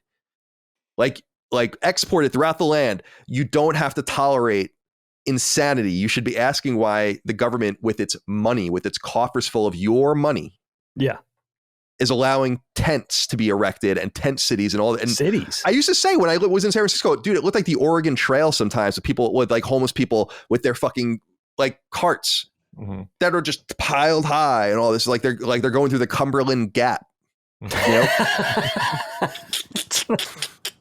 Don't you worry about these cities were some of our, not even the countries, like the world's great resources. And it's not just LA and San Francisco. It's Portland, Seattle, dude, Vancouver, goes all up and down the left coast. It's bad. Yeah. You know what I mean? These are great places that are deteriorating. I worry about it. Like, I know I'm a Northeasterner, but I have a very global, or at least national, perspective on it. Like, something's got to get done. Just have some rules. Like, reel it back in. Like, let's preserve these places. These are important cultural centers, if nothing else. Yeah, right? like Colin said, help these people. But help. Yeah. Dude, it is so much cheaper to help them and just build affordable housing and get people back on the right track and give them treatment and do all those things. Like, my old fickle neoconservative mind when I was 18 or 20, which is definitely how I operated, was like, no, like, we don't need to do any of that. We need to have like a fucking army that goes and does crazy shit. And I'm like, no, maybe now I'm just like, I don't understand why we wouldn't just spend so little money to make these things better when we're willing to spend so much on things that happen around the world that have nothing to fucking do with us. And that really infuriates me, you know? And everything you're saying, Colin, is really pretty leftist, honestly. I know. Not even liberal or Democrat. It's leftist. It's closer to socialism, you know? We are, well, the thing is that I've become very populist, like in my 30s, like I've become totally a populist, and that can swing both ways, you know? And I've become very soft with things like universal health care and all. I don't believe in things like UBI and all of that because I think it's so destructive to the value of the dollar. I think we just saw what happened when you got a little bit of money, like just a little bit of UBI, fucked the entire economy up. So I can only imagine, you know, mechanizing that. I think that would be a horrible idea, but I think generally speaking, we should be watching out for ourselves and spending money on ourselves. And that shouldn't be dramatic to say. I feel bad for the Ukrainians, but it's just not our problem when we have so many serious issues where you should be aghast at looking at that and being like, what? How much money? We've spent more money on the Ukrainian war than the Russians have spent on the Ukrainian war. It's unacceptable. It's totally unacceptable. Where we have fucking people just living in decrepit situations without medical care, veterans, you know, with PTSD and problems, unable to process those and get the help and treatment that they need. But you need cluster munitions, which is what they're sending over there now, which are illegal, by the way. They were illegal until 2 seconds ago, but now we're going to send those from Lockheed Martin or whoever is going to build those to the tune of $7 billion It's intolerable, dude. Wow. And that's why I don't support much of what Trump says, and I'm not going to support Trump in this new election. It's just not happening. For me, I'll vote third party before I've said before, if someone held a gun to my head and was like, you have to choose Trump or Biden, I would choose Trump. I would. But I don't have to choose Trump or Biden. So I'm not going to. And that was the way I felt in 2020. It's the way I feel in 2024. And so to me, I look at these various situations where Trump says something once in a while that makes a lot of sense. And one of the things he says is, I don't know if you saw this, you probably saw it, Gene, because you're around the politics, which is like the idea of these new cities. Mm-hmm. Do you know anything about that? Like that he wants to build 10 new cities? Like the idea is like the federal government would fund the creation of 10 I did see that, new cities around the country. Yeah. And I think that that's a really interesting idea, just because I think maybe it's time that we abandon some of these places that are lost, or at least begin wrapping our minds around that. And starting again with the new foundation. Yeah, it's kind of a galaxy brain solution. You know, it's like that Trump hasn't really thought it through. Oh yeah, no, not at all. He hasn't thought any of that through. But it's not. It's actually not at the base of it. It's kind of a wild, radical idea. You know. Yeah, it's like a way to like. It's this. I love this idea of saying like we're going to foundationally begin. It's like St. Petersburg. You know, like. That city was founded as the capital, and it was built on this like window to the west, and it had like a motif, and it still kind of does today. They renamed it a few times, Stalingrad. But yeah. Anyway, all right. Let's see here. Are we satisfied on that topic? Absolutely. All right. We'll end with mine since we're talking about things that are related right now. The July 4th just happened, so happy belated July 4th. Now, I want to ask you guys about patriotism and how you're feeling about your patriotism today or these days. I will say that I love America, and I think that it's a special and unique place. And I've said before, I think on the hills that we'll die on, or whatever I always said my hill would die on, is that the United States has been a net positive for humanity and like a good navigator and reviver of classical principles and Enlightenment principles that were very unique for their time. And that set off a cascading of seen immediately with the Haitian Revolution, the French Revolution, whatever. I mean, it was just immediately all the way down to fucking Ho Chi Minh citing Jefferson, right? It was an amazing thing. And so I don't want to make it seem like I'm against America or anything like that. I'm not. But in reflecting this July 4th, I feel like more disenchanted with America than I probably ever felt in my entire life. And don't really support the current manifestation of it at all. Actually, in kind of like a silent protest of this, I have a flagpole outside of my house, like not a pole, like an independent pole, but like off this front of my house. And I have an appeal to heaven flag on it, which is like the very first Revolutionary War flag, even before the Don't Tread on Me flag. It says appeal to heaven on the bottom of it. And it's a pine tree. Because it was like, I'm like, we need to like go back to like these fundamental roots of figuring out what we are and what it means to be American and all of these kinds of things. And July 4th felt like kind of a fart this year. I think a lot of people feel like it's I think these periods have existed in American history before. Sometimes they're preludes to really bad things.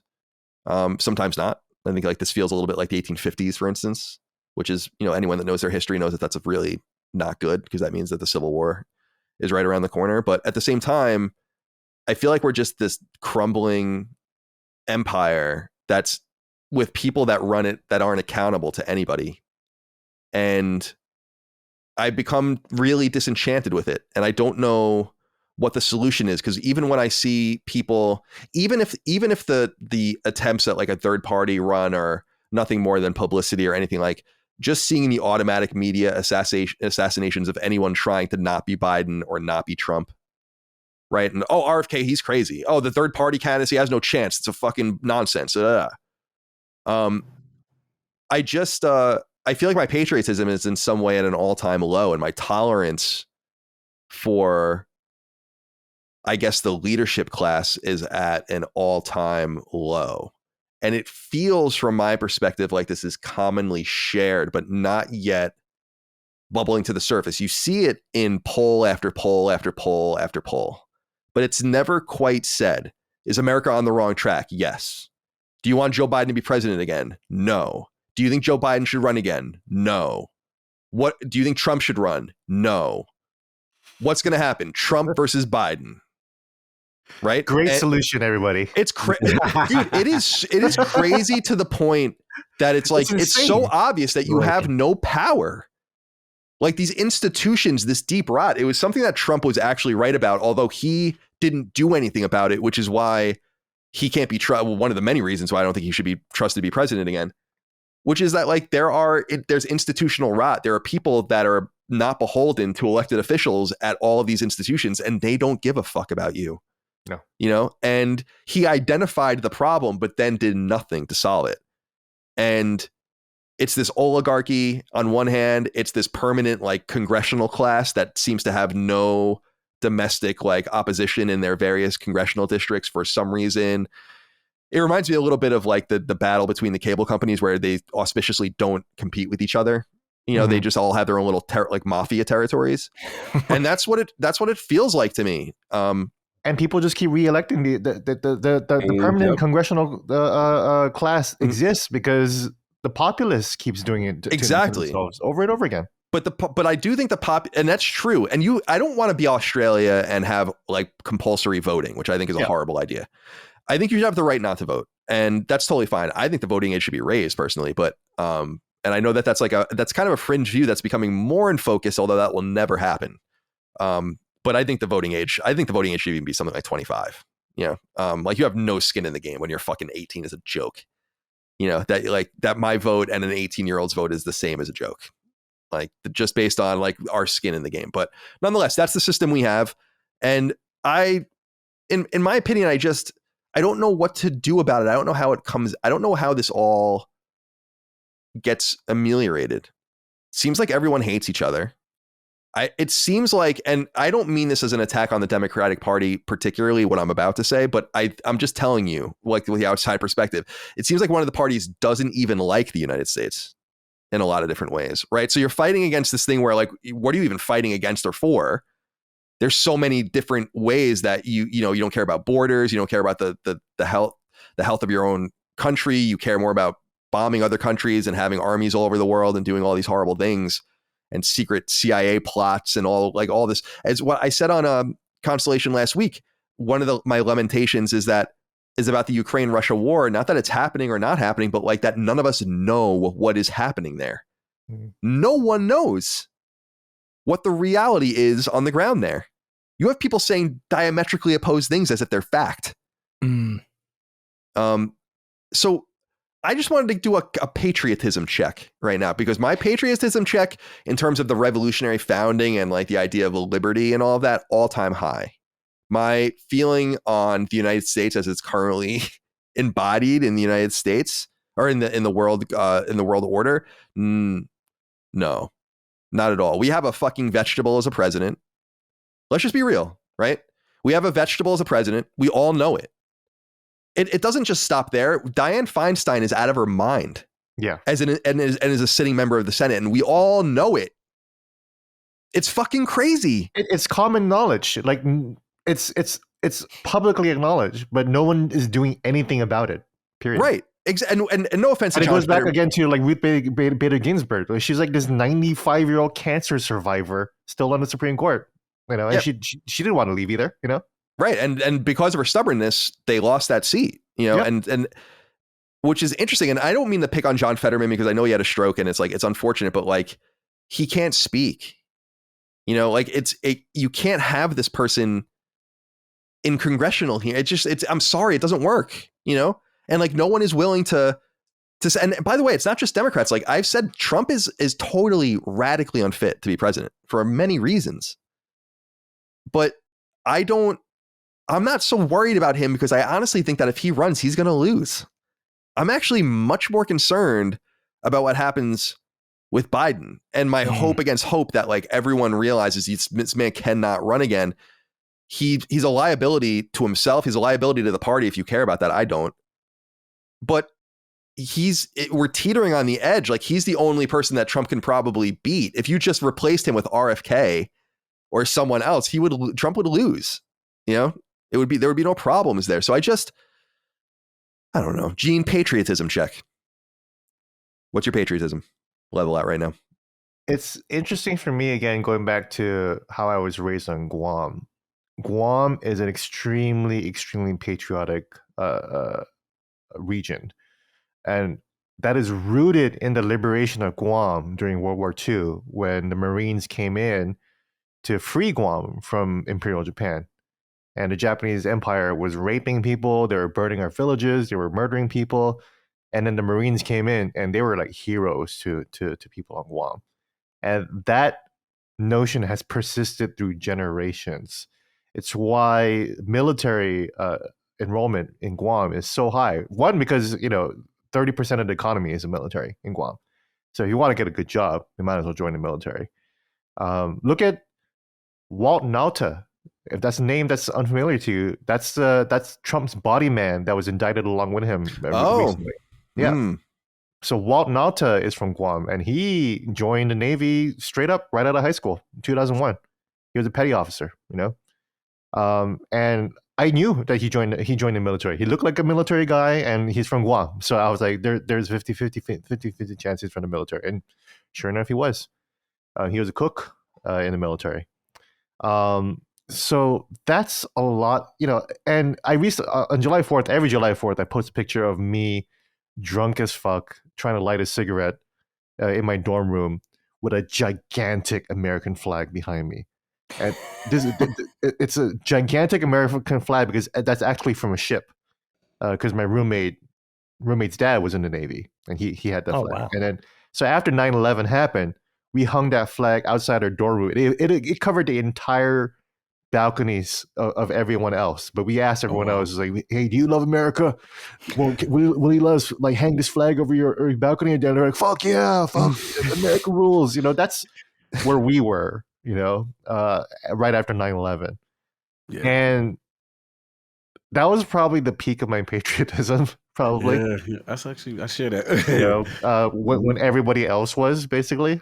When we were all like, hell yeah, Mayor Giuliani, Yeah, so isn't that crazy? Like how he's probably like one of the great fallen stars in American political history.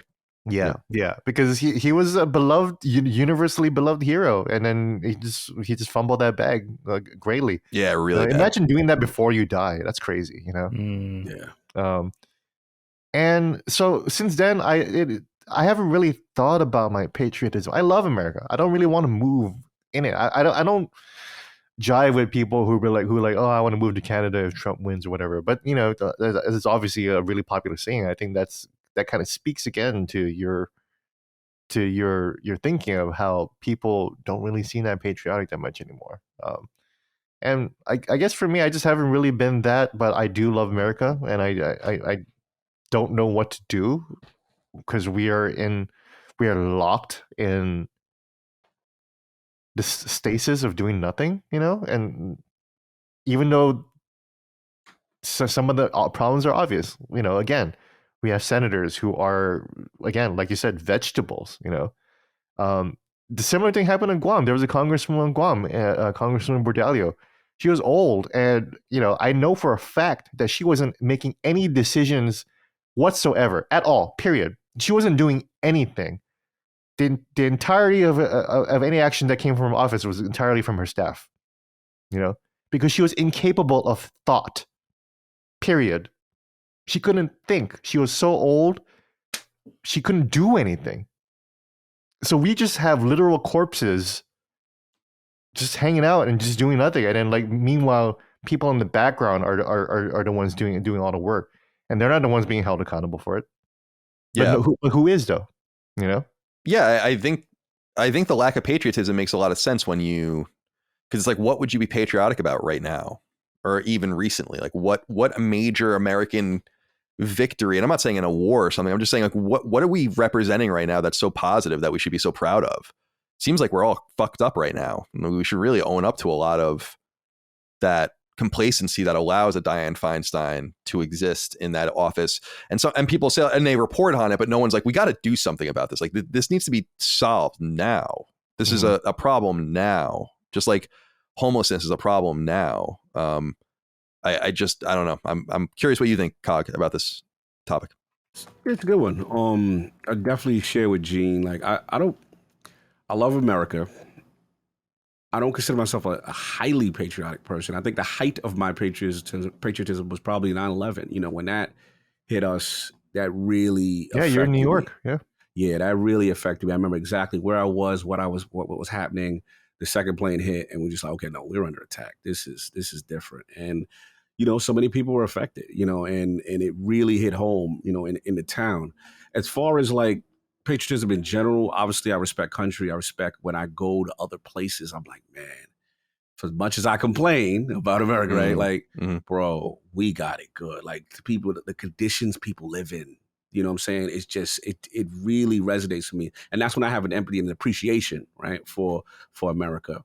But at the same time, I'm conflicted as a black man. You know, as a black man, you know, I've come from, you know, class structure, systemic racism, you know, slavery, and I see some of the tail ends of that, whether it's, you know, very overt or behind the scenes. And you know, I guess when it comes to the politics stuff, I think this is how I look at politics. Like you always should vote for, you know, selfishly, who are going to address your specific needs, right? Who's going to really take on the challenge? And, you know, obviously I'm not a big fan of Trump at all. And as far as Biden, it really bothered me. I think you might remember this. Like he got on Hot 97 one time during the campaign ring. He's like, "You're not black if you don't vote for me." Yeah, I remember I was like, that. "Bro, what Dude, are you talking about? dude, Like, what are you talking about? what the Like, fuck was that, dude? What was that?" And you did nothing. You did nothing to truly help, in my opinion, African American people. Like that's just where I'm at with it. So I think me and Chris had this discussion before with you, Colin, on Constellation in reference to I'm just kind of trying to wait it out to the very, you know, last minute to see, you know, where I'm gonna go. And I what it is I get into another fight with my friend because I remember he used to talk about, like, what do you do when you do not like the candidates? Like, what do you do, right? And then it's like, yo, it's your right to vote. You're supposed to vote. But it's like, there's a part of me that's like, why contribute to something that I do not like any of the options in this particular, you know what I'm saying, election or what have you. And, you know, I've been kind of focusing more on the state level stuff and, you know, smaller stuff to try to get active there in my community more and be way better about that to try to affect change. But yeah, I struggle with politics. I struggle with it. It's just, you made a good point about the systems in place and to push people to only these choices, right? To that I struggle with too. So again, on one hand, very appreciative that I live here, very appreciative that we have the freedoms that we have here in comparison to other countries. On the other hand, it's like we got to get our house in order. Our house is not in order as a country. And there's still a lot of things that I just feel I have a problem with. I feel like completely neglected. We talked about homelessness. You know, again, I talked about, you know, my experiences growing up and the things that I have to go through that I have to be honest, I feel is a double standard. Like I remember, you know, just the way I present myself, the way I talk in certain groups or stuff like that, like I could be looked at differently. I as a black man, you always have to have this other thought process of how you're perceived. So sometimes to be made amenable to certain groups because they will not accept you. It's a tough one. It's a tough one for me. So yeah, I try my best to navigate. I try my best to be fair. But as far as your overall question, as far as patriotism, not the highest right now for me. I'm not feeling highly patriotic, to be honest. That's just where I'm at right now. It's interesting you brought up visiting other cities because when I visit Seoul, South Korea, I'm in a city that is vastly more advanced, vastly better put together than any city I've ever visited in the United States. That's why when I actually finally visited Manhattan for the first time a couple of years ago, I was like, oh, okay, this is where New York is. This is where it is. Nothing about the city impressed me because I've been to Seoul, where there is a Wi-Fi connection in every single train car. Wow. Train car, underground, yes. Underground, every single train car has their own hotspot. You know, the mass transit there is solar powered. The homeless people there are taken care of. The cities are clean. The food is great. The buildings are clean. Everything looks amazing.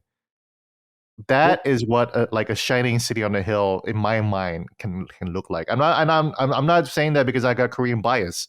Like you go to Tokyo and it's the same thing too. No, it is. I think there is something though about like different societies, like Asian societies, known for a little bit more of conformity. Mm-hmm. And I think that conformity allows things like that to be accomplished. Mm-hmm. So what I always said about going to Tokyo, it's like there are no garbage cans here. Mm-hmm. Where the fuck are the garbage cans? But there's also no litter. Mm-hmm. Right. Because people take responsibility for themselves. That level of like, it's conformity. It's social. It's like the social contract at the most base level of understanding. There's no fighting against this. There's no ancillary answer to why is there a homeless person on the street. We just have to get him off the street. There's no right answer to why you would litter. Just don't do it. Mm-hmm. Right? Like it's so common sense, and I appreciate that about some Asian societies and others. I mean, like they really did have accomplished it in a way that no Western society has. A lot of the Western cities are crumbling nightmares. I mean, Singapore will punish you greatly for littering, right? Famously. Yeah. And look at how fucking clean and futuristic that city is right now, Yeah, it's interesting. It was an investment in to get Singapore to where it is today, Well, that's the whole like unraveling of it, though. I think, Gene, and what I was saying is like without giving anyone anything to be proud of, and I think this is kind of something that FDR understood in the years after the Depression, like without giving people like a rallying point and like some common pride, you can't expect them to take the next few steps of like caring about their neighborhood, caring about their neighbor, caring about whatever. If like the whole civic contract breaks down so that nothing matters. And I think that's why I've become such a more of a populist with knowing how much money our government spends on the military and other ancillary things that it doesn't need to be spending money on. We could do amazing things as a people that it's not about rights at that point. It's about like privileges. We have the right to free speech, and maybe we don't have the right to free medical care. Maybe that's not a God-given right, but it's a privilege of living in a society like ours. So we should invest in that, right? We don't have we don't have the right to clean parks and parkland or wherever, but we invest in that because it's a privilege. And I think that people just get too caught up in like, oh, the government shouldn't do these things, but the government protects these rights, but not this. And I'm like, I think that's too limited of a view of, especially state governments. A federal government, fine. But anyway, Dig, I want to hear from you on this. Where's your patriotism at in this post 4th of July week that we currently record in? Yeah, it's complicated. I want to check in with you guys on my patriotism, but with patriotism in general, let me just start here. I always think it's kind of a funny thing. I always look at it this way. I've looked at it this way since I was a kid. So just consider what it is, right? Pride. So on this giant roulette wheel that we're all spinning around upon, right? It's kind of luck of the draw, right? If you would call it luck. No one asked. We didn't ask. We didn't come out of the womb asking for exactly where we are, who we ended up with, who we ended up being born to, who, where we were, as far as our locale, our religion, our nationality. It's all handed to us. And of course, at a certain point in our lives, we grow older and we can make our own choices. And we could adopt our places that we live or who we're around or even our religion, right? Like I adopted my city almost 30 years ago. I'm not from here, but I have a lot of pride in Philadelphia, right? So I think it's kind of a funny way of looking at things. It's kind of an existential perspective, but I think it's important to think that way because for me, it reminds me that I don't have to be a patriot if you're just telling me to be a patriot. It's got to be earned, right? And I have pride in being an American. I really do. But I think we're lost right now. I think Americans are really lost. I've said this before on the podcast and during various topics, but I maintain this belief that the beating heart at the foundation of this country is there / still there, however you look at it. The goodness, the strength, the humanity, the benevolence, the principle, the pride, the leadership. I believe America could be a force for good for ourselves and for others. And how it was basically the same things that it was founded upon, at least the ideas, I believe they're tangible. I believe it's possible. I believe we've seen it in the past to some degree. I think there could be a return to it. I think it could be even better than it ever was. But we get lost. We can't as Americans specifically, I don't know if it's humanity, I don't know if it's Americans specifically, but we can't seem to come together as a family. We can't seem to compromise, right? We can't seem to find the constructive. We call out the hypocrisy by being hypocrites ourselves. It's very strange. I feel like we're in this weird space, and we've probably been here for a little while. It's not brand new, but we're waiting for this prophesied person to show up and lead us into the promised land. But it's us. It's just us. That's all it is. Like, we have to, where is intelligent discussion? Where is listening? Where is the inclination to change when we need to change? Where is all that?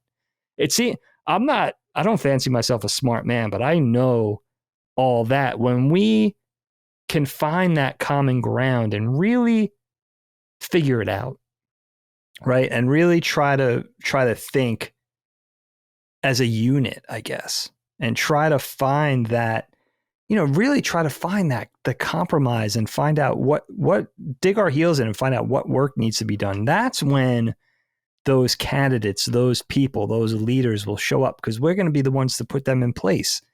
That'll kind of figure itself out, in other words. So I think we're in this strange place where I understand people being disenfranchised and feeling discouraged and not feeling particularly patriotic, because the patriotism is going to come out of pride. And what are we having pride? What are we prideful in right now? It's a mess. And so it's a lot, I think, to ask people to be patriotic when, that pride is something that we all feel. Like, think about just our lives outside of being Americans, right? You have pride in where you're from. You have pride in your city. You have pride in your culture, your nationality, your sports teams, your alma mater, whatever it is, right? Pride is a thing that's sort of earned, your family, your heritage. You could have pride in your religion. You could have pride in all of these things, but I think that pride is lost, and it's obvious. I think we celebrate, we're in this space now over the past decade, I would say, where we have prides in our political affiliation. I'm a Democrat, I'm a liberal, I'm a Republican, I'm a libertarian, whatever it is. And in that, somehow in somewhere in that mix, we got lost in just being American. Where is the common ground? All we do is talk about the differences, right? So I think that's where we have to start. You know what I mean? That's where we have to start. We're all individuals, so we're never gonna agree on everything.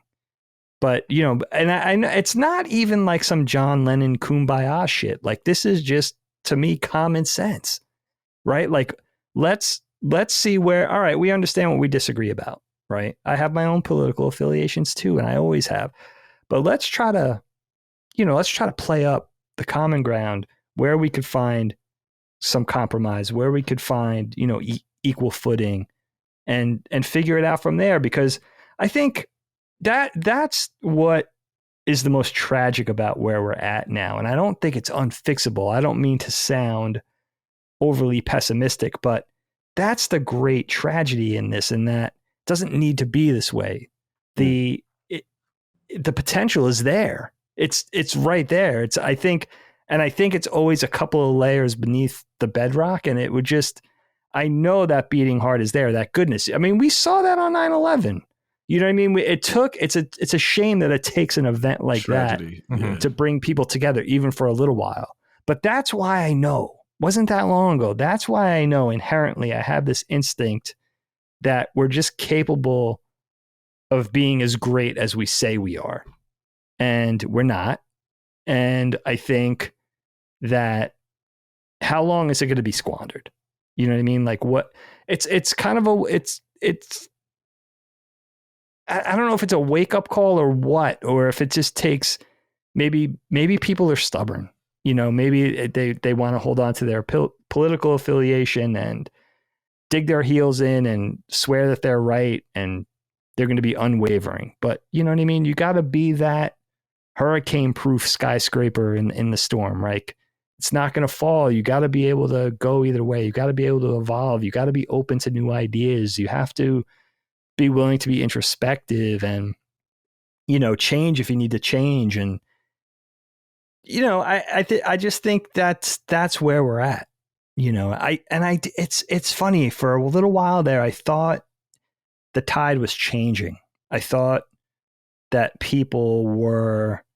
I thought we reached such hyperbole with the political infighting and just sort of that like butting heads and how ridiculous and cartoonish it got on both sides, that I thought, okay, it's going to reach this fever pitch. And then once it gets so ridiculous, it's going to be so obvious that we're all going to see it. And then we're going to step back from it and we'll find reason again. I think it kind of goes back to what Colin said about what FDR did, right? And there's a connection with 9/11 and this thought about commonality, common activity that we're doing together. Think about what happened after 9/11 and think about what we all accepted to do after what 9/11 did. Oh, yeah, TSA, right? Yeah. I don't even remember what it was like to travel before 9/11. Before 9/11. TSA. I forgot what that's like. I forgot about that. You're right. I don't know what that's like anymore because we've all accepted it's okay to just be a little bit molested before we get on the plane, right? We're all cool with that because we as an American people decided together that we don't like airplanes flying into our buildings, period. That's it. There was that shared common interest and the behavior was set in stone. And that's just been the way it is for the past 22 years. Right. Yeah. Well said. So there is a connection between having some kind of common shared belief, some kind of common action. And we haven't really had that. Like I'm not even sure what Obama offered. I guess universal health care, I guess. But that's it was the last time there was even a mirage of something, interesting to rally around. Yeah, but Biden hasn't offered anything like that, and certainly Trump tried to offer certain activities or solutions to really, really divisive things. That you would never have shared commonality with that. Period. I just always, when I see Biden's approval rating and it's like 38% or whatever, I'm like, who are these people? Who the fuck approves? Who? Like this, you can have any option you want, and this is what you approve of. That's crazy, man. Like that to me, the supporting Trump was a level too far for me. That's why I left the Republican Party to begin with, as longtime fans will remember. And I was well ahead of that train. And I ended up voting for John Kasich in that primary. And then I voted for Gary. And then I voted for Gary Johnson. Oh, you voted for Kasich? Yeah. Oh, I met the guy. Yeah. Yeah. He seems like the most normal, capable person. Have I told you that I met Gary Johnson before? I never met Gary Johnson. Oh, that's cool. Yeah, I've met him before. He's cool. He's fun. He came to our editorial board meeting. Yeah, he had that meltdown with Casey Hunt on MSNBC that kind of like cost him a lot. But he wasn't going to win anyway. But I voted for him. I thought he was interesting. But I think that with Trump and Biden, I just am so put off by the option that I simply won't participate in that. And the only reason 2020. Because of the nature of what was going on, third parties were totally scared away because third parties are always character assassinated and blamed for things. And by the way, I totally, absolutely 100% reject the idea that when you vote for someone, you're actually voting for someone else. It's not the way it works. Sorry. I'm not here to get Biden across the finish line. I can give a fuck less about Biden. I'm going to be here voting for whatever candidate I want to vote for. If you want my vote, you better do a lot of better job than making that sort of lame ass appeal to me because it doesn't wash with me at all. But if given that choice again, I think to wrap this up, we're talking about what needs to happen or what will happen. I think a little chaos is in order. And I don't mean that from a revolutionary point of view. And I don't mean that from a violent point of view. Certainly. I'm a pacifist. What I think needs to happen, and I've said this before, is that there needs to be bombs thrown into the electoral process, a bunch of them. If they're going to do this, then it needs to be so painful that maybe no one gets to 270 electoral votes. Have a real 1876 style fucked up election where people simply won't go along with it and say, no, we're not doing this. We reject what are essentially two companies' candidates. These parties aren't natural entities.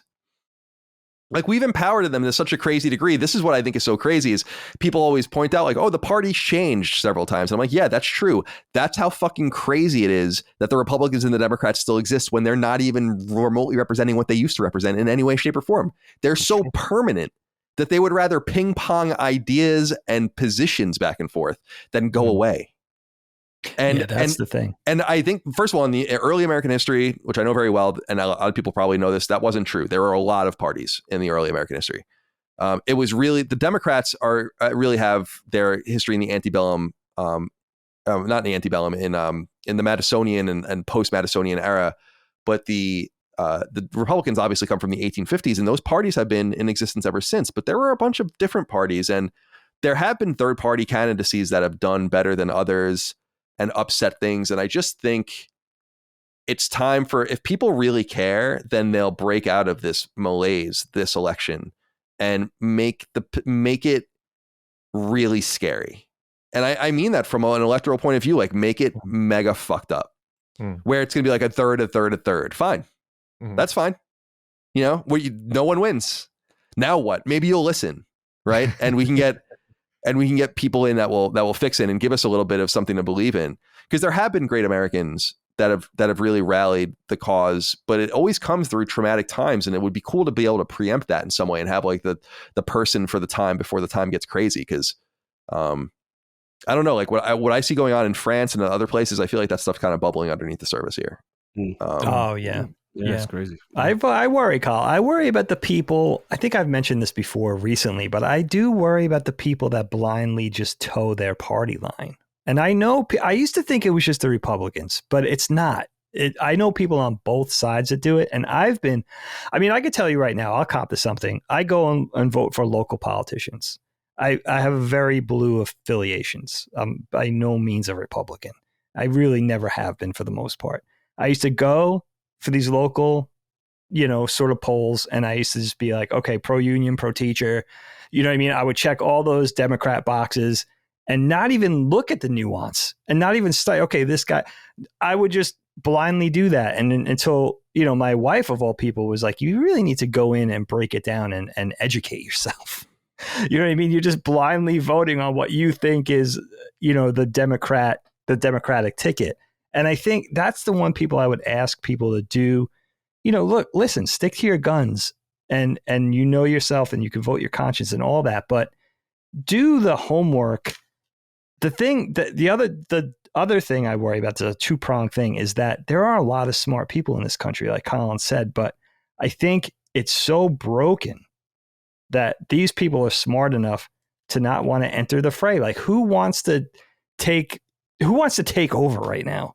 You know what I mean? It's so daunting of a task to come in and just not even on a individual party line, but how do you take it? How do you take this entire situation and correct it and right it and get it back on an even keel? I think who wants to do that? Yeah, I think part of it is like, honestly, the greatest victims becoming cognizant of their own power apart from, displays of, little displays of rioting or whatever to make yourself heard. Because I look at things like I was talking about Chicago's gun violence, for instance, or like just the ramifications of certain policies. And it's like, the reality is that none of that stuff is happening here in my neighborhood. Like I could just be like, fine, fuck it. This is your problem. Like it's not happening here, not going to happen here. And we have no worries about violence in the streets. We have no worries about gun violence. We have nothing about our education system's great, all these different things. It's like, you could just turn around and just be like, fine, if this is what you really want. But that's like where the whole black pilled reductionist, like we need to break up as a country kind of thing comes from. And I don't like the national divorce or whatever. And I just don't know how that works. I think that it's just much more likely that we have some sort of calamity, and that's when we come together. I mean, that's unfortunately what's going to be necessary. It'll be some sort of black swan event. Like, I don't think it's going to be like anything we can predict. It'll be the Watchmen, basically, the big squid from space, and we all come together finally, Yeah. It always has to be. It always has to be some type of calamity or some tragic moment for people to realize that we need to come together. And that's when you see the unity and the patriotism. Common threat, common enemy. Absolutely. That whole thing. It's a shame. It's a shame. Maybe they're positioning the whole UFO thing that they're willing to talk about now as this out of control program that give us a common enemy, and we have to focus on killing the aliens from space. Give us the aliens right now. I'm tired of this. I know, me too, man. I'm so sick of it. Like, just hand over the aliens. I saw a picture of a guy holding up a vial of what he claims is like an extraterrestrial metal. Amazing. And I was like, it's like fucking aluminum to me. I need to see more, more of this. But you know what it reminds me of? I don't mean to go out on a melancholy note. This is what it reminds me of. Think about this a lot. Let's say there's two people estranged. They hate each other. They had a falling out. They both love dearly and are close to a common person in the middle. That common person dies.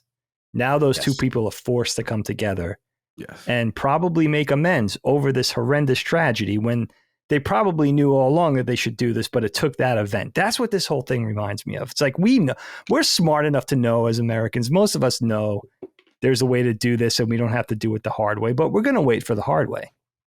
And it almost seems like an inevitability, but it's not inevitable. It's just, again, I don't know if you chalk that up to stubbornness, stupidity, the inability to change or compromise. I don't know, but I do feel like that. I'm with Gene. Like, let's go. Like, let the aliens show up. They've Hopefully already they're not showed too up. I'm telling you, hostile. they're here already. They're already here. All right. Well, that was fun. We've been going long. I don't want to keep you guys for much longer here. So let's go around the horn and say goodbye to everyone. Cog, thanks for your time today. Yo, another good one, man. Love Constellation. It's slowly becoming one of my favorite shows. Awesome.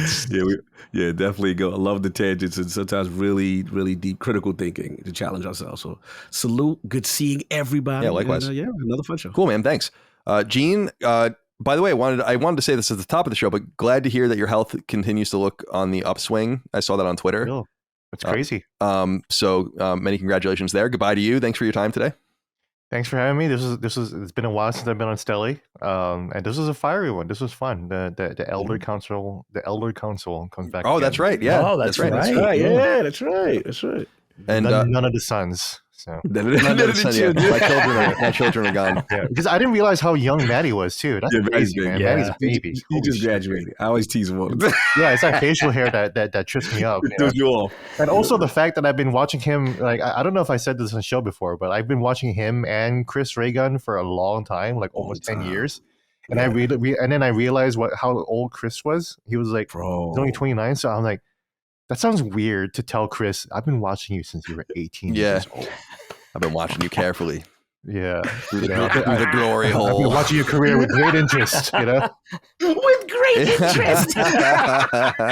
Fortunately, I'm not going to be a ukulele Colleen Ballinger lady and good. DM him and send him my underwear. Good. Yeah. I've learned so much. I didn't know that Colleen Ballinger thing is so interesting to me because it just shows how little I know about anything. Like, I'd never heard of her in my entire life, never saw anything about Miranda Sings, never knew. And then I saw that Gangnam Style thing, and I was like, this is maybe one of the most unfunny things I've ever seen. I cannot believe that this woman became a millionaire doing this shit because it sucks. But that's just a whole nother thing. Teach their own, I guess. But yeah, she seems a little off her rocker. I mean, she did that. She did blackface. She did the Chola appropriation. She was like offending every culture out there. It was crazy. Mess. Dave, goodbye And to you, my grooming friend. children. What the fuck? Oh yeah, Like, pick a struggle, please. The trifecta of bad human. The bad human trifecta. I mean, if it wasn't for Twitter, I wouldn't know about any of this stuff. So I blame Twitter because I'm not. That's how I get my news lately. It's so sad.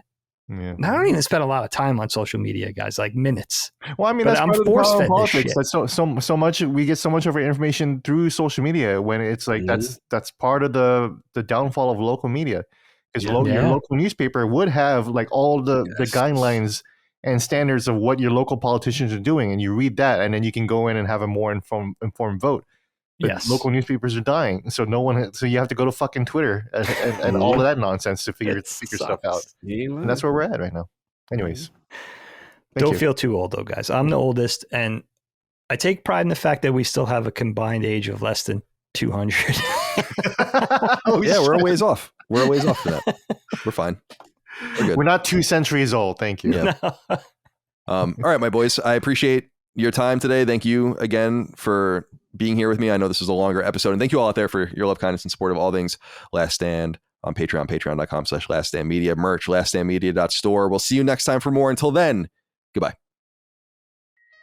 Constellation is a product of Last Stand Media and Colin's Last Stand LLC and is proudly recorded in the USA.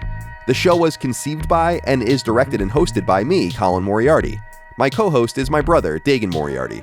The show is produced by Last Stand's executive producer, Dustin Furman, and is edited by associate producer, Ben Smith. All Last Stand theme music is by Ramon Narvaez, and all of our graphics and logos are by Dagan Moriarty.